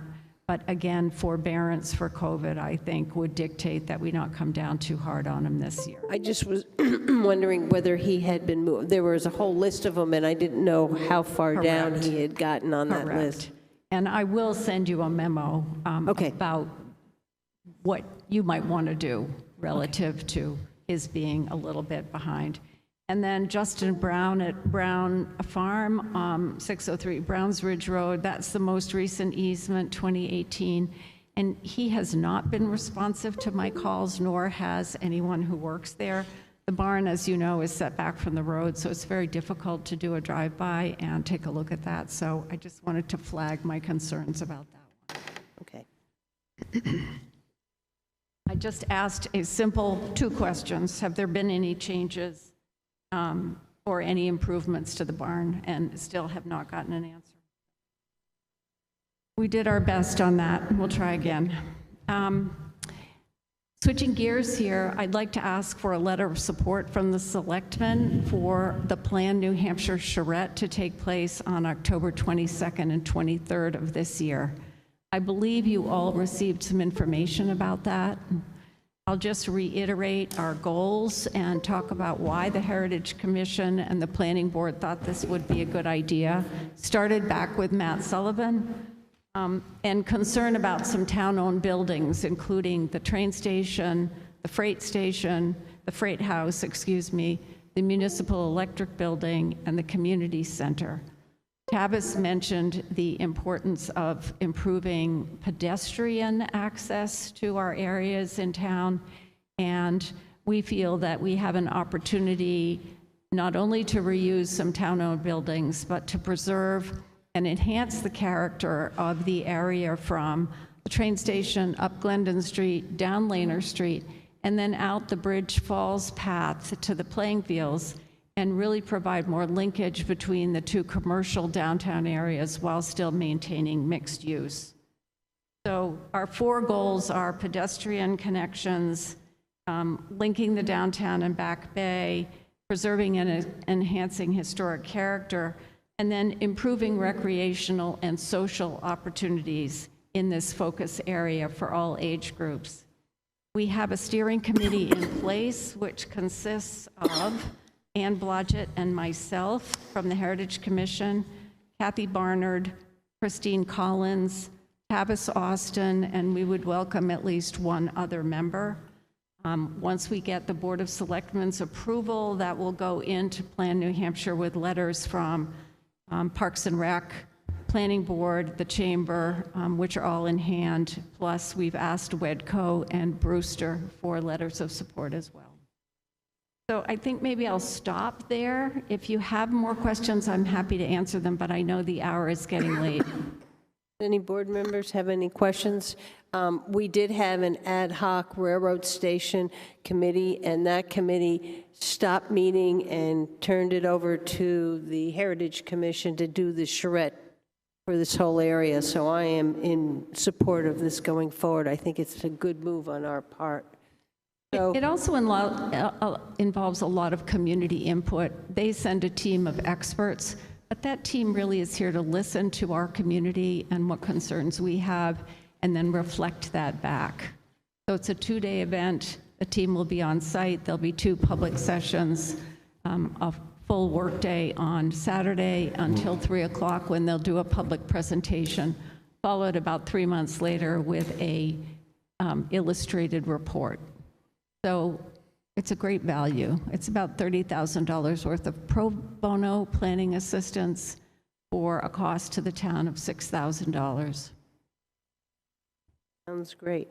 Can I have a motion from the board to send a letter of support for the Plan New Hampshire charrette? So move. Do I have a second?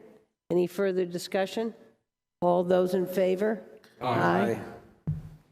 We'll give you a letter. Thank you very much. Jim, I'll send you a draft template. Okay, thank you. Thank you, Maggie. And thank you and the Heritage for the work you do on those barn preservation. Okay, the next item on the agenda is the Josiah Brown Awards. So we had 4 applicants. 3 of them fall within the parameters. We're recommending the 3 applicants be awarded $1,500 Going forward, Amy and I are going to, it's been a couple years since we looked at the limits of income and assets, so we're going to revisit that. The one who fell outside the limits, it was quite a ways outside the limits. It wasn't close, so it made it pretty obvious that we should not approve. So you're recommending the three? The three. I did some research on it, and I pulled out the treasurer's report, and we still had about 15,000 from the year before, and the beginning of June, we received another check for $25,500, which leaves us about 43,000 plus in this account. And we've talked about it on a number of times that we should change the requirements. We have a lot of money to give out, and we should be getting it in the hands of students that need it. So I would like to get that on our agenda before we need to put any more out. Yeah, Amy and I, we know we in your got to look spare at them. time, when you have nothing to do, would you get that together? We're going to look at that, but I think it was 19 we last looked at them, and they definitely need to be revisited again. So then the question becomes, with $43,000, do we want to make the amount that we award larger? Didn't we do some at $2,500? Yeah, we did some at 2,500 last. That is correct. We could do that, we could do three. I mean, so does anybody have an idea or recommendation on what they'd like to change this to? I think I'd like to change it to 2,500, which we've done in the past. We certainly have enough to do that at this point. Any other board members, any comments, any questions? Brad, do you? I was going to second his motion, so. Okay, that's a motion and a second. Is there any further discussion? It's Catherine Folsom. Are we to read these out? Yeah, we can read the awarded. Chase Bradley and Mackenzie Chamberlain. And if the motion passes, I get $2,500. All those in favor? Aye. Okay. Through that. All right. I would like the board to leave the Board of Selectmen's meeting and move into a meeting of the trustees of the Libby Museum at 8:18. And I think, Jim, you put some information and some PowerPoint and stuff together for us here. And So what I did do, there was a letter to the editor from the Friends of the Libby Museum. I put together a quick memo that talks about how the Capital Reserve Fund was established in 2020. That basically boiled down to the fact we weren't clear when we were going into the bond hearing as to what the construction costs were going to be. We got some really last-minute information about some funds coming forward that were different than what we were anticipating. It really forced us to look quickly at the project and say, are we better off going forward with this, bonding the whole amount on the town, or should we establish a capital reserve fund and try to renegotiate with the donor? The decision was made to go forward with the capital reserve fund. We had some interesting dialogue with that. It did not pass by an overwhelming amount. The vote for passage of the $300,000 for the capital reserve fund was 756 to 547, but there is $300,000 in the bank. Going forward, we worked with the Friends for the creation of a memorandum of understanding. The first memorandum of understanding was essentially rejected by legal counsel because it required the town to appropriate funds without town approval. We got to a point where we thought we were in agreement with the Friends of the Libby Museum relative to the memorandum of understanding, and we came to a meeting with this board, these members present, and there was a change that evening. We were going to take a vote to recommend the $2.9 million project as proposed in 2019.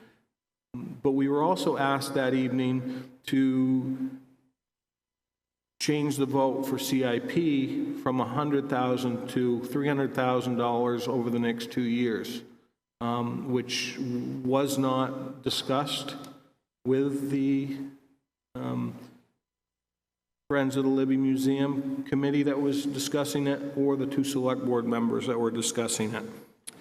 And then we've reached out to the Friends to try and schedule a meeting to discuss further, and they don't want to sit down and talk with us at this point until we have essentially a vision going forward of what we want to do with the Libby Museum. I provided you with a history of documents, including the PowerPoint presentation that came in front of you on March 31st that lays out the timeline. With that said, Madam Chairperson, I'll try to answer any questions which you may have.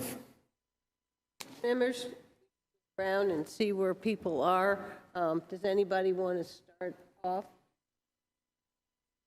Hearing some, I'll kind of start off with the history because I've done a lot of thinking about what we have done, and there's been a general tone that the town has not paid attention to the Libby over the years. So I went back into my files. The first one I found was a 2011 report from Bergeron on life safety code analysis, and that was $150,000, and this is the section that did the Libby Museum, and we went through and corrected all the life safety issues in terms of lighting, et cetera. Then in 2013, there was a building maintenance warrant article. It was for $100,000, and I happened to find the CIP form for that, and it said that we spent $20,000 on architectural, $10,000 on lasers. We did some testing, and we cleaned up the staging and miscellaneous. We put in staging. We went up and took a look at the rafters in this facility, realizing that there were some issues there when we looked at the life safety. That one passed. In 2015, we addressed the structural issues, and I have the CIP document from that, and we went in and we put tie rods across the building. And I have diagrams. We put in new metal plates to hold the building together, and that was $200,000. And we were heading down a path of looking at how do you address mildew and moisture in a unheated building. That's where we're heading when there became a lovely offer from the Bibber Foundation to do a feasibility study to see if we could possibly add an addition, make it museum quality, to hold a collection of 200 animals of North America. And that feasibility study took place. At first amount was $75,000, with the town paying $25,000, and that passed by 72%. We changed architects in the middle of that, and we put a second warrant article out to use $40,000 of the trust, and we came up with a feasibility study and the $2.9 million proposal. When that came forward, you had a 2, 4, 3 against on the Board of Selectmen, and you had 8 noes on the Budget Committee. At that point, the Board of Selectmen worked to try to put together a capital reserve account for $300,000, which was to do the repair, the renovation, and expansion of the Libby Museum. And that's what we have in the capital reserve account right now. I have supported, and I still support, the concept of Wolfeboro becoming a museum destination. This board, with different members at the time, worked very hard to get the proper wording for the $300,000 capital reserve account, and the word expansion was in there, and as Mr. Pinio said, it passed by 58%.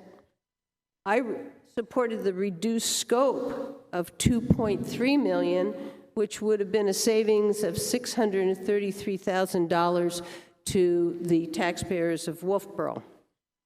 As one selectman, I was and I'm willing to support the MOU for the Friends of the Libby Museum, the 70-30 split, contingent upon the Friends of the Libby Museum raising their 70% before submitting that warrant article to the voters of the town. I feel that that's important. I feel that the Board of Selectmen have already stepped forward and shown its commitment by putting that warrant article and having that capital reserve. I believe it's important that the board have the flexibility down the line when this project comes forward on whether to bond it or to do cash. In order for us to come up with that $300,000 for the capital reserve, because that's done in cash, we put no money aside in the capital reserve for the wastewater treatment plant. We cut back the amount of money we put in the console for the police, and we made other cuts in order to keep us within the $2 million of cash that we spend every year.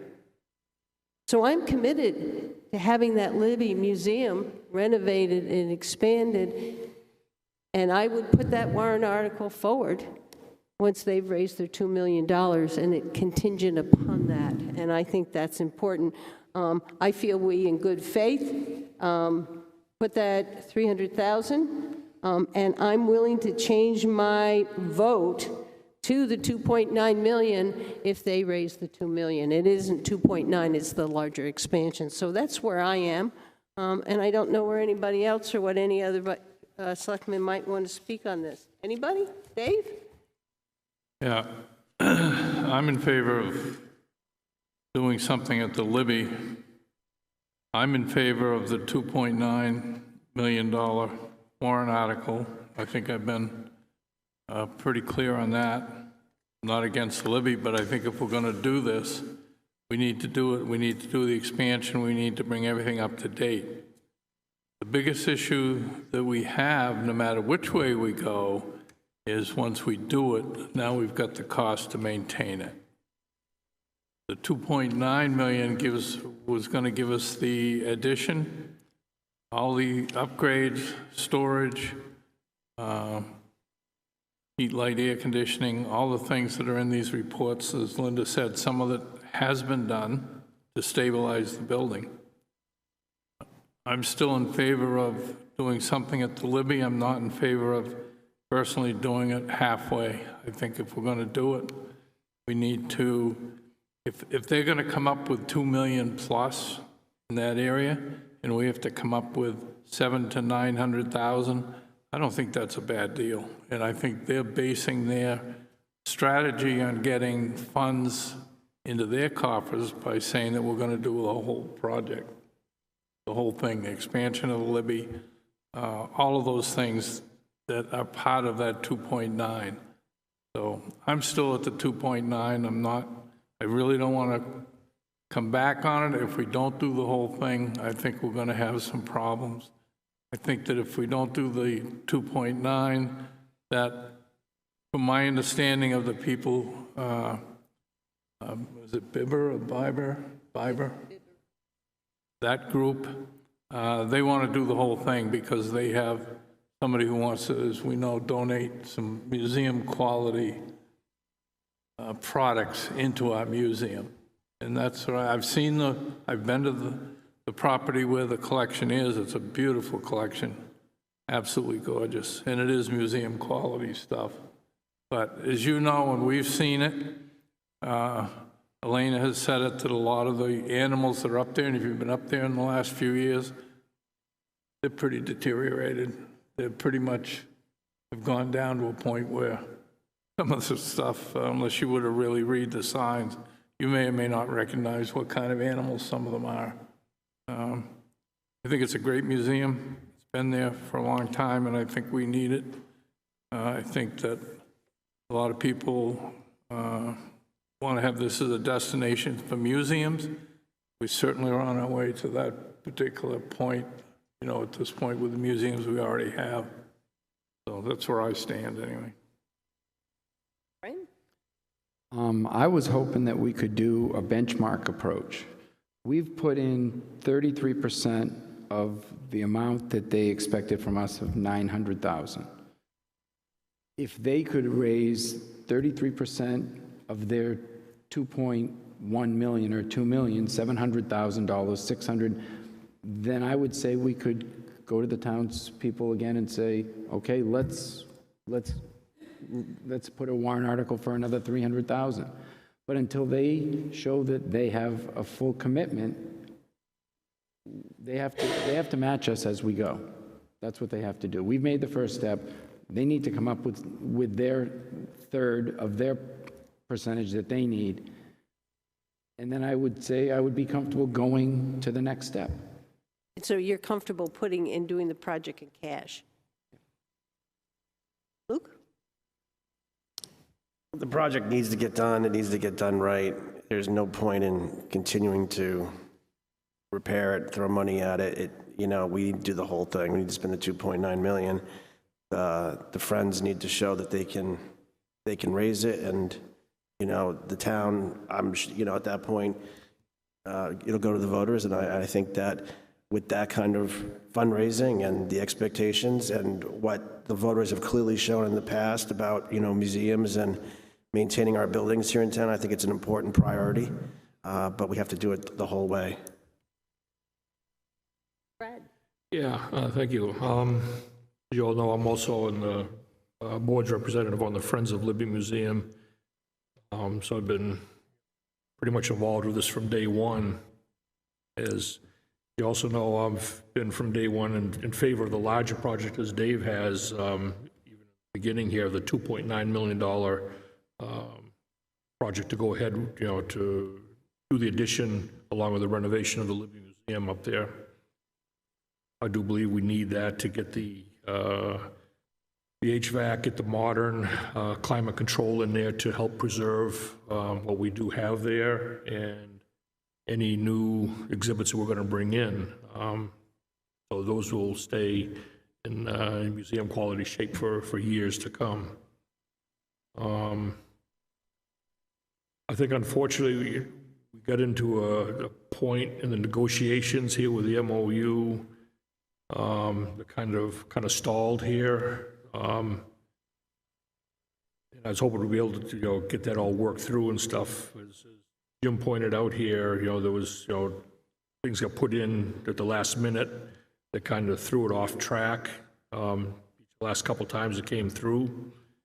I'm hoping we can work through that and get into an agreement with the Friends and, you know, continue this partnership through to get this moving on. And I am also in favor of doing the cash approach on this of, you know, $200,000 or $300,000 at a whack to bring into it from down here to get our $900,000 in the books there rather than bond the project. So I'd be in favor of that approach. And I have a quick question for Jim here on this Exhibit 4 with the proposed MOU. Is this something that you drafted up, Jim, that you're proposing that we, okay, I wasn't sure. That was the last agreement that we had with the Friends of the Libby. That is the last one that we were which we discussed on March 30th, I believe it was. And we were planning on signing that evening until we got the additional request of the 300,000 versus the 100,000, and it kind of all got put on the shelf at that point. So this is the version that you guys had That kind of is the most current negotiated and version. thought we're going to move forward with, okay? I don't know if it'd be worth, I mean, they've obviously seen this version and stuff, whether we make one last attempt and responding back to the letter and stuff, and put this back in front of the group there and see what falls. I don't know what the board feels on that, but it'd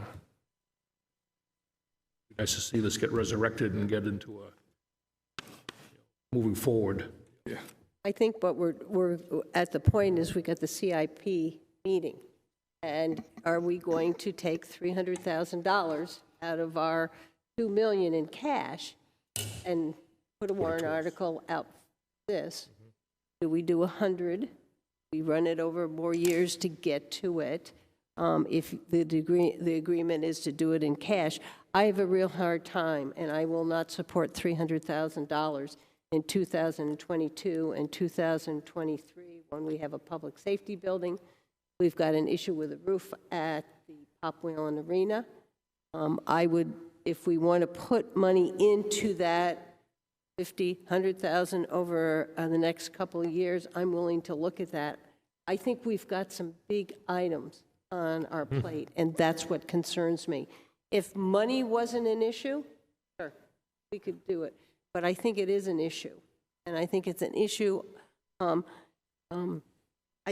think I'm not willing to cut all those things that we had to cut in order to get $300,000 in a cash warrant article on the year we did it. So that's where I am. I'd give consideration of putting, 50 to 100 in this year and see how it fits in our schedule, but I couldn't commit to 300.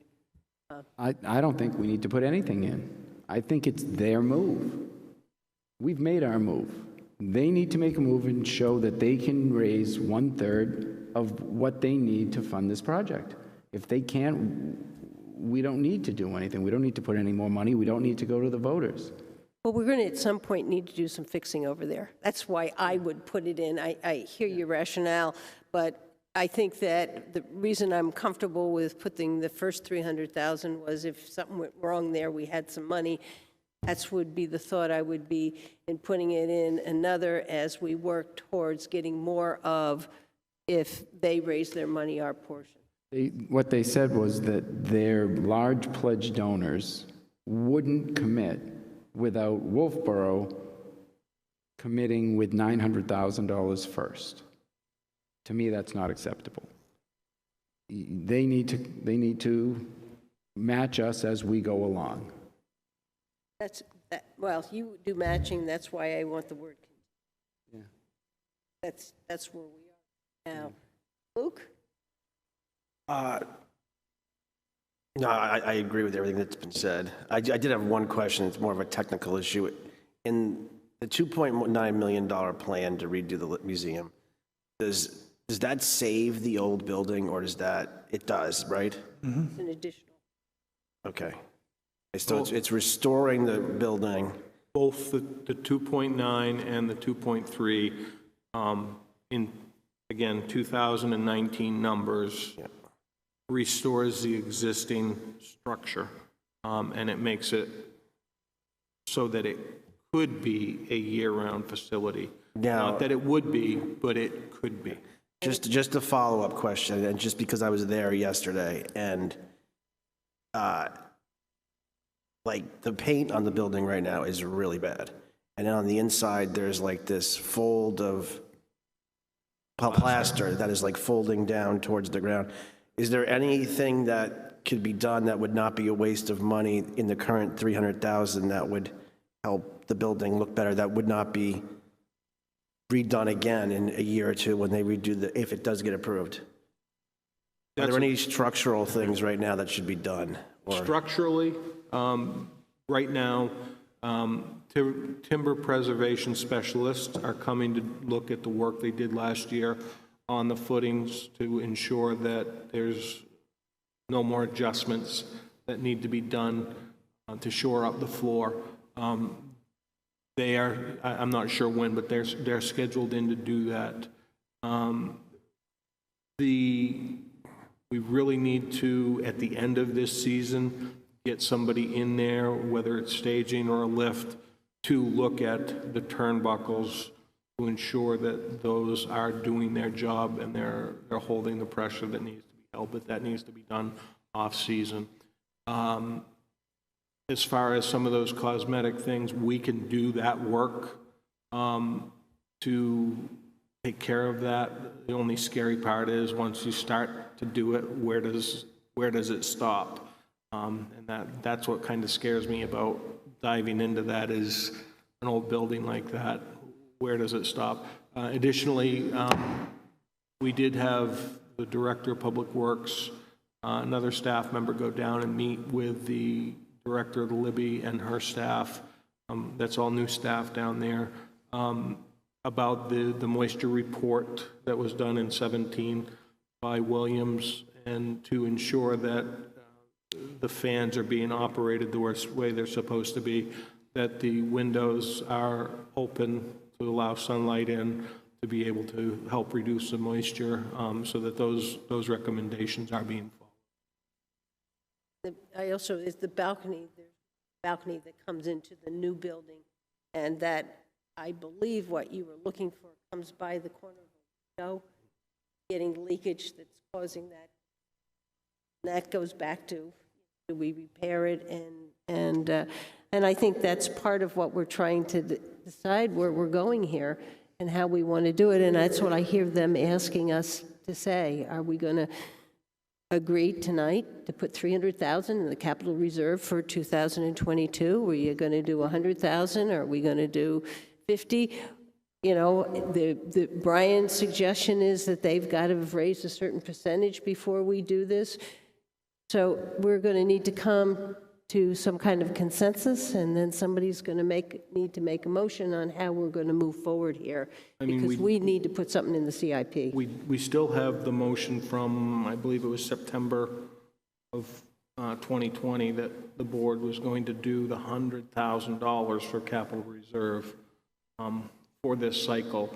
We're just teeing up CIP cycle now, so you know, if we want to continue that going forward into the CIP, we can do that, but I think it really becomes a juggling act when we get to looking at the monies that we're going to be appropriating for projects in the next couple of years. So what I'm hearing Jim saying, we already have a motion, and it went through to put $100,000 capital reserve this year. We can leave that as is and put that in. It'll go through the process. We have the request of the Friends of the Libby Museum for $300,000, and we have the MOU. It all hinges on what we're going to decide tonight. I'm with, in a sense, and with Brian. I want it contingent. I want to see the raising of the funds before that we commit the town money. I'm just concerned if that doesn't happen. The last time we had a 0.8 from the Budget Committee to put out a warrant article. If we can't get their support, if we don't have a pretty well laid out plan, it doesn't look like it'll go anywhere either. I can say, let's look at the train museum building. They raised plenty of money.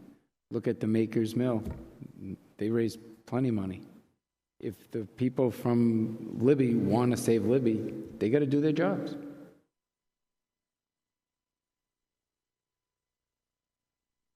Any direction? I would be comfortable leaving the 100,000, which we have a vote on. I think the other thing we have to decide here whether we're going to, and I think change the vote on the 2.3 to 2.5, or I'm going to do it, this is the partial or the full expansion, because we're going to go to the 70-30, and I would like to get rid of the 2.9. So we have on the table a vote from the Board of Selectmen to do the smaller addition. Linda, I think I think before we do that, if you want to change that, I think you need to rescind the vote of September 16th of 2020 which recommended the 2.3. Yeah, that's the one I am trying to get them to that point on Okay. whether that's what they want to do or not. or, Okay, thank you. I did hear, I can go to that. My thing, it has to be contingent, raising the we could rescind that and then vote in that we would support the bigger addition with raising of the 70%. That's what I'm willing to do. I don't know where everybody else is. Brad? If you'd like, I'd start out by making a motion that we rescind the vote of, what was it, September of September of 2020. 2020. That was in support of the smaller version of the renovation addition. Just leave it at that, that we'd do another motion for the 2.9 afterwards. Is that what you want it all at one? Yeah. I think it would be cleaner to do two votes. Okay. Rescind the Yeah, one. I'm comfortable Yeah. with that. So I I'll understand leave where it he's to going. rescind the vote of the support of the 2.3 second of the that. smaller version. So I've got Dave Senical who's going to second that.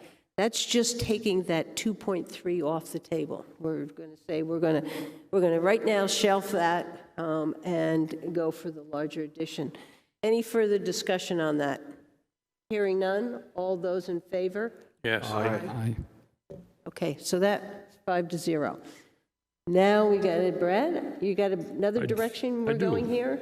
I'd like to make a motion that we support the larger version of the renovation addition to the museum based on the 2019 numbers, I believe it is, Jim, of $2.9 million. Correct. I'll second that.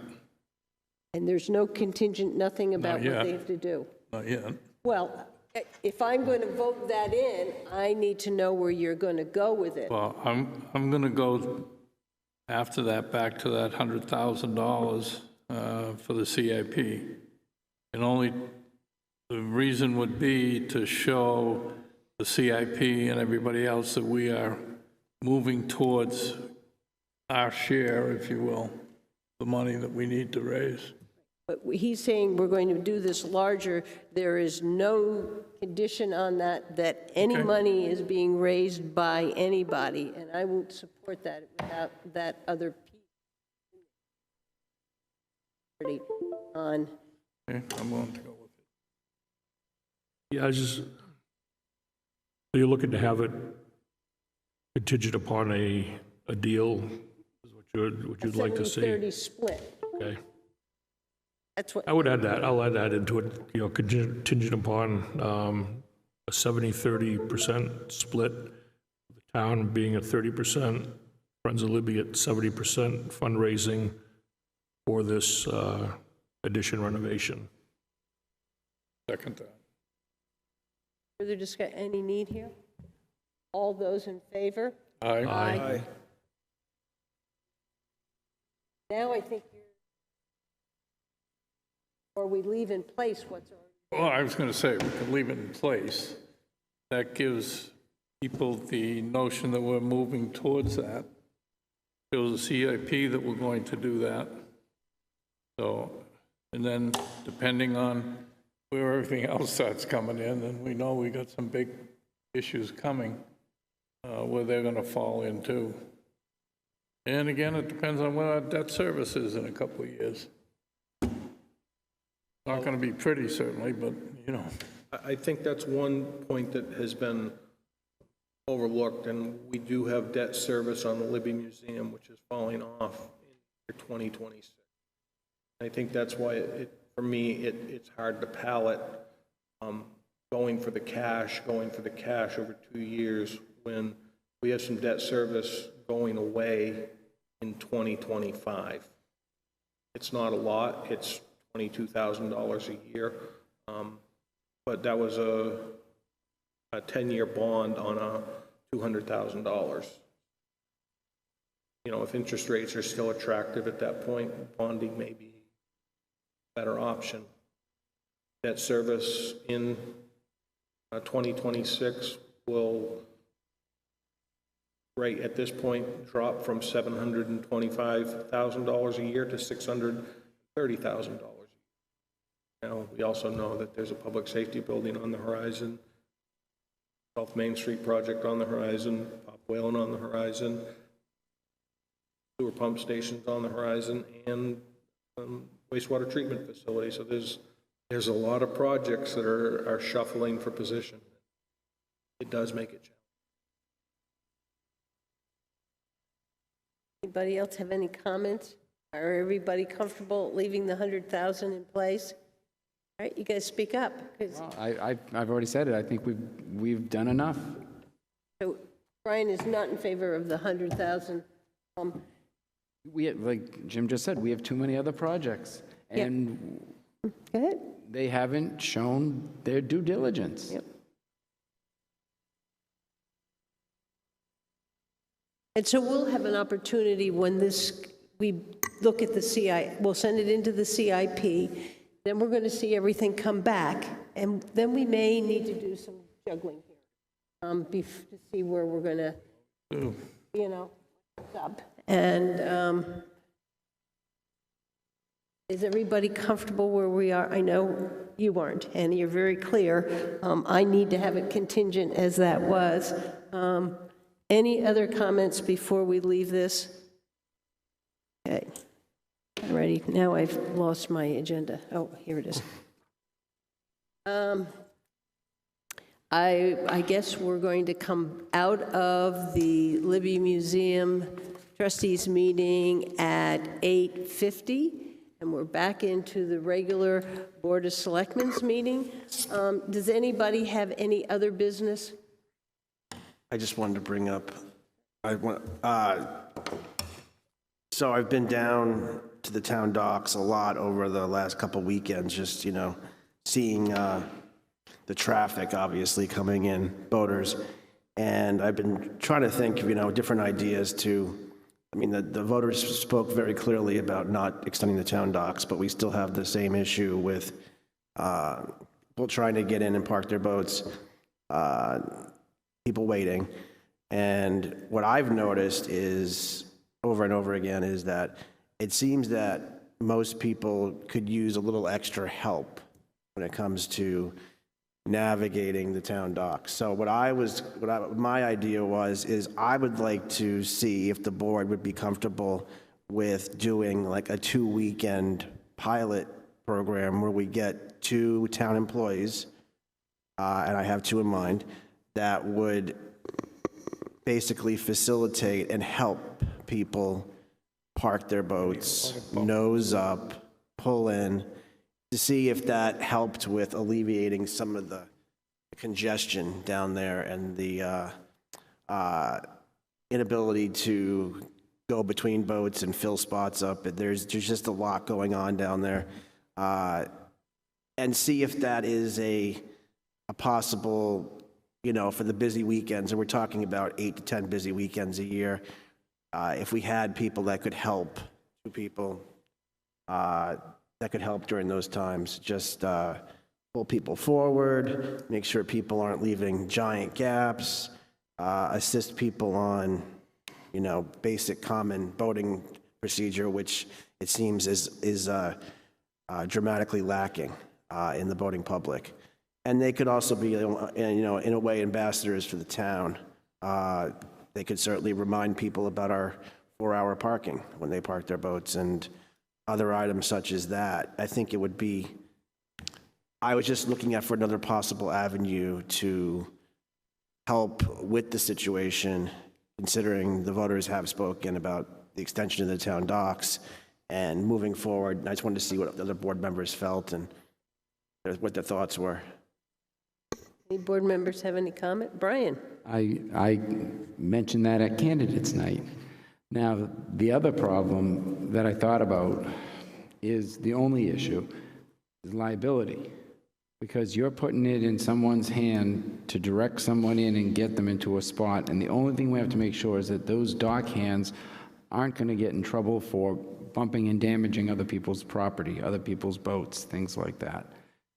How much are the people going to rely on them to make sure that they don't have an issue. So as long as our dock hands are protected, and the town understands that there is going to be a little bit of liability involved, because if somebody scratches somebody's boat, if you help and you pull it in, and you bump another boat, whose fault does it become then?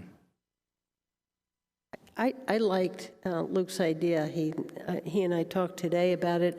It's a pilot, which gives us a chance to try it out. As I remember when we were talking with the Budget Committee, they were talking about a harbor master and add is another way instead of adding on to the docks. You know, I guess I don't see them taking the ropes and pulling the boat in that the people do, but you say, come on, here's your spot here. Somebody throws you a rope to help them come in, you do that. But you're not going to take them and then, you know. So I see it very different, and there's just a certain amount of liability for us having the docks. We had somebody trip coming off the Winnie Bell, and we got sued. Well, that's why we have. I don't think they should be pulling them in. I think they just should be helping assist, so. There are communities all around the country that use dock hands. Yeah. And it works. We just have to, I would think that we should maybe investigate and see what some other communities, I think Portsmouth does it, and see what they do and how it works for them. I think it's a great idea. Anybody else wants to make a comment? I think we had talked about this before. You all comfortable? Yep. Good idea. So you want to make a motion? Yes, I'd like to make a motion to explore the possibility and move forward with putting together a pilot program to get some dock hands down to town docks for maybe a 2-weekend period this summer, and see if that's a good solution. Do I have a second? Second. Okay, any further discussion? Hearing none, all those in favor? Aye. Opposed? Okay, we've taken care of that. Anybody else have any other business? Hearing none, we'll move on to committee reports. I'll start down here with Brad. Yeah, I just only had one for the last couple of weeks here, planning board meeting last night. We had 3 minor public hearings, boundary line adjustments, that type of thing. Actually, one approval for a new business going in, a building being built with an apartment upstairs on that empty lot on Pine Hill Road, where the house burnt down back in the 90s there, kind of by Land Bank Lane, I believe it is. Williams. Yeah, where Hilly lived, yep. So that was it for me. Okay, Dave? I had Conservation Commission meeting and also a ZBA meeting, which I think, Luke, I don't know if you want to expound on it or not. I'm not going to. Thing went till midnight and got then postponed till, I think it's the 19th of this month. It was, my opinion, was a horror show. Anyway, that's all I have. Okay, I went to the emergency operation meeting. I went to 2 Wolfeboro Waters Assessing Committee meeting. They're getting people to be at tables for different dates through July, and I think the beginning of August. They're going to have some people at the supermarkets, at the farmers market, handing out brochures and information about Wolfeboro Waters. I believe they're also going to have some associations handouts, and to try to keep on going on getting the community, and that is coming out of the Communications Committee, getting the community more aware of what they can do to help with water quality. As Brad is a member of the Friends of the Libby Museum, I'm a friend of Pop Whalen. Both of us are representing the Board of Selectmen, and we've had 2 meetings. They're working on developing their fundraising campaign, and they're moving ahead with a very fast pace. They hope to raise a proportion of it by the end of this year. Maybe a big goal, and we'll see if they can, but they're going. And I also, after the fireworks, for the Lake Winnipesaukee Association. I went around and took pictures around 6 o'clock in the morning to see if there was any debris from the fireworks. And I have pictures, and I am pleased to say I couldn't find any. Looked like the waters, it doesn't do anything for what went into the water, but there wasn't any residue on the water. And that's all I have. Luke? Well, I did attend, on the zoning board, and that was the longest meeting I've ever been to. But hopefully, in the near future, common sense prevails. I didn't have most of my committees are meeting next week, so I don't have anything else to report on. But I did the parade was fantastic. It was nice to have that again, as well as the fireworks show was really what it was told us it was going to be. It was probably one of the best shows I've seen on the lake. And I think you generally saw that read in the Facebook, at least I did. I mean, I went with my grandkids, and we felt the same thing leaving, that was a fantastic show, a very different show, which I think I really liked about it. It was not the same old show. Brian? Had a energy committee meeting, and we finally did vote to appropriate 2 EV chargers that will be installed on the new parking lot behind the train museum. They are going to be publicly funded for 5 years, so there will be, unless something unusual happens, 0 cost to the taxpayers in Wolfeboro for the EV chargers. I've noticed, as I've gone in and out of town, a lot more electric vehicles in the town this year. A lot of Teslas driving around with lots of different license plates. So hopefully the destination chargers will attract more people with vehicles. So I was very, very happy with that. I want to thank, you're the one who did all the research of making that happen, and thank you, Brian. I think you did an excellent job there. Let's see, Town Manager, your report. Just a couple things. As Linda alluded to, we had an emergency management meeting. We're cutting back on those. We're going to start meeting quarterly, where we believe we've hopefully turned the corner on COVID. We don't feel that we need to meet as often. So that's still going to remain active, but it's going to be at a reduced capacity. Department head meeting tomorrow morning. We'll be discussing the deckhands. So thank you for solidifying that this evening. Other than that, it's just been collecting a lot of data, putting it together for the pop whaling issues. More of that to come as we get into warrant article season about the expansion. Other than that, a lot of great reports coming into us about the activities around the weekend. A lot of positive feedback. So I'd like to thank everybody in town who came together to make that happen. It was a great weekend. Other than that, I really don't have anything else to report out. Linda, I have one more. Sure. I also assisted with the signage down for the Frog Pond milfoil treatment, and brought a state rep along with me. I don't know how you would have gotten that. Okay. Next item on the agenda, any questions from the press? Yes, I do have a question. The figure on the Libby project, the estimate was developed a while ago now, and it's set at 2.9. But in the meantime, prices have increased quite dramatically for construction materials and labor. And I wonder if a new estimate should be considered, because you're talking about a project that isn't working on current pricing that I know of.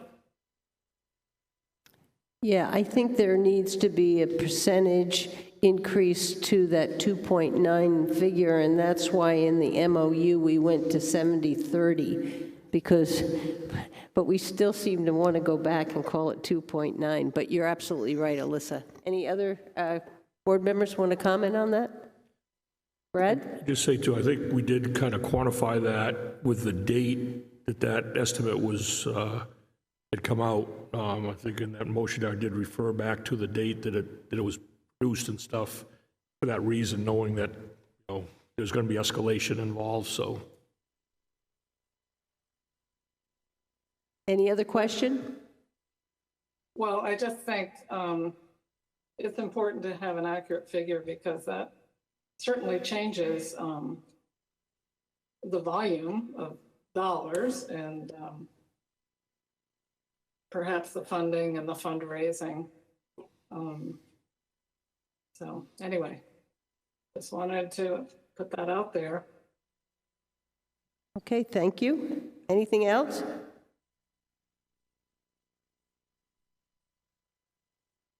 Okay. This is the time for public input, 3 minutes per person, not to exceed 15 minutes. Is there anybody in the audience or on GoToMeeting who would like to give us some comments? Hearing none, we'll move on. Board members, I need a motion to go into non-public session. So moved. Do I have a second? Second? Second. Yes? Yes. Yes? Yes? Yes? Yes? Yes. Okay, very good.